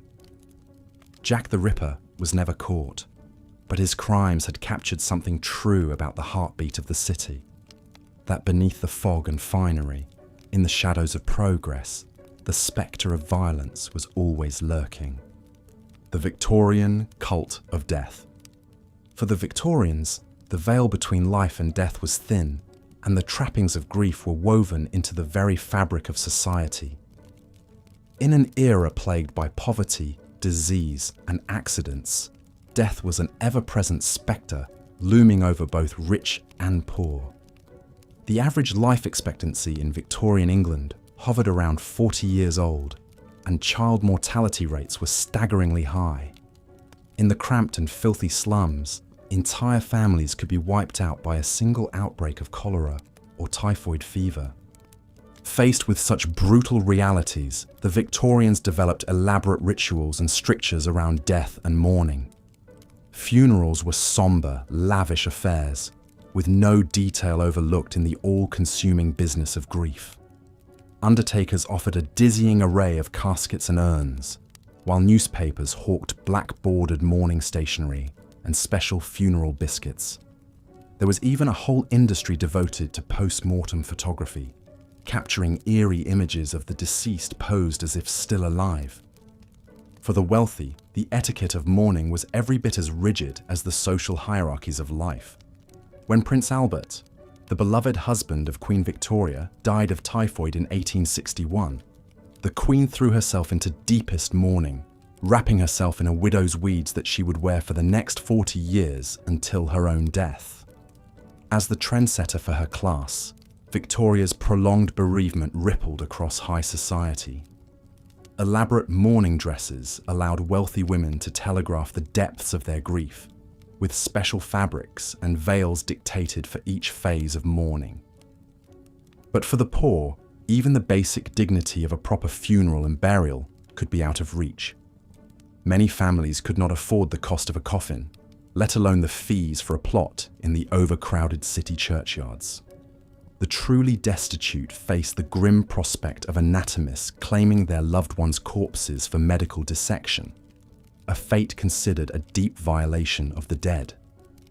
This led to the rise of so-called resurrection men, shadowy figures who stole freshly interred bodies from graveyards to sell to doctors for a tidy profit. Even in the darkest of times, the Victorians found ways to celebrate and commemorate the dead. Lavish monuments and tombstones filled the grand garden cemeteries on the outskirts of London, where the upper classes interred their departed in a lush, park-like setting. Mourning jewellery woven with the hair of the deceased allowed people to keep a tangible part of their loved ones close. Public mourning for figures like Admiral Nelson and the Duke of Wellington verged on mass hysteria, with grandiose state funerals and monuments erected in their honour. The spectre of death may have stalked the streets of Victorian London, but it also spurred acts of remembrance, from humble keepsakes to the soaring spires and weeping angels still watching over its fabled graveyards. In death, it seemed, even the poorest and most powerless could finally achieve a measure of dignity and a shot at immortality. The Great Leveller, the Grim Reaper, bound the citizens of the city together more than any other force. As much as railways and ships knitted together the empire, it was this collective dance with death and loss that made Victorian London a singular metropolis of grief and memory. Slumming it, the Victorian fascination with poverty. Even as they averted their eyes from the suffering on their doorsteps, the Victorian upper classes found themselves drawn to the dark allure of London's slums. In the fashionable drawing rooms of Mayfair and Belgravia, a peculiar trend emerged: slumming, or venturing into the poorest neighbourhoods to observe how the other half lived. For the elite, the East End became a sort of human zoo, where they could safely gawk at the exotic wildlife of the underclass from the comfort of their carriages. Guided tours sprang up to cater to these high society thrill seekers, led by police constables or self-proclaimed experts on the urban underbelly. For a fee, gentlemen and ladies could be whisked through the narrow streets of Whitechapel or the crowded rookeries of St. Giles, taking in the sights, sounds and smells of abject poverty. They marvelled at the colourful street markets and the exotic wares of the Jewish quarter, while holding their noses at the stench of the open sewers and the unwashed poor. Some slummers claimed a noble motive, a desire to understand and help the less fortunate. Writers and journalists like Henry Mayhew and Jack London disguised themselves to spend time among the poor, documenting their daily struggles in vivid, unsparing detail. Their accounts, like Mayhew's London Labour and the London Poor, became sensational bestsellers, sparking a wave of social consciousness and calls for reform. But for many, slumming was a more voyeuristic pastime, a way to indulge in the vicarious thrills of rubbing shoulders with the dangerous classes. They sought out the opium dens and penny gaffs, sampling the exotic vices of the Orient and the cheap amusements of the masses. There was a dark romanticism to the idea of the noble savage, the penniless but happy-go-lucky cockney taking life as it came. It allowed the rich to feel worldly and adventurous, without leaving the gilded cage of their own privilege. Even the great Charles Dickens was not immune to the slumming craze. As a young journalist, he spent hours wandering the winding alleys of the slums, soaking up the colour and pathos he would pour into novels like Oliver Twist and Bleak House. His unflinching depictions of workhouses and debtors' prisons pricked the conscience of the nation, even as his more sentimental portraits of happy urchins and plucky pickpockets captured the public imagination. In the end, the vogue for slumming was a double-edged sword. It did raise awareness of the plight of the poor and spur some much-needed reforms, from the expansion of the sewer system to the construction of new schools and hospitals. But it also had an undercurrent of condescension and exploitation, a sense that poverty was a form of entertainment for the bored and jaded upper crust. The poor were not consulted on whether they wanted to be gawked at like animals in a menagerie.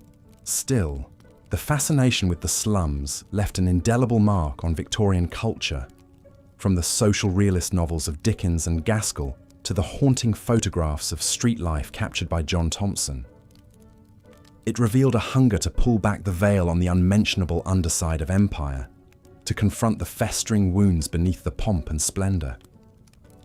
The slums may have been a world apart from the glittering West End, but they were still part of the living, breathing organism that was London, a city of 1,000,000 stories, each more heartbreaking and captivating than the last. The Great Stink and the birth of modern sanitation. By the summer of 1858, London was ripe for disaster. The city had grown explosively over the previous decades, its population swelling to over 2 million souls, crammed into a labyrinth of narrow streets and crowded tenements. But the Victorian capital's infrastructure had not kept pace with this relentless growth.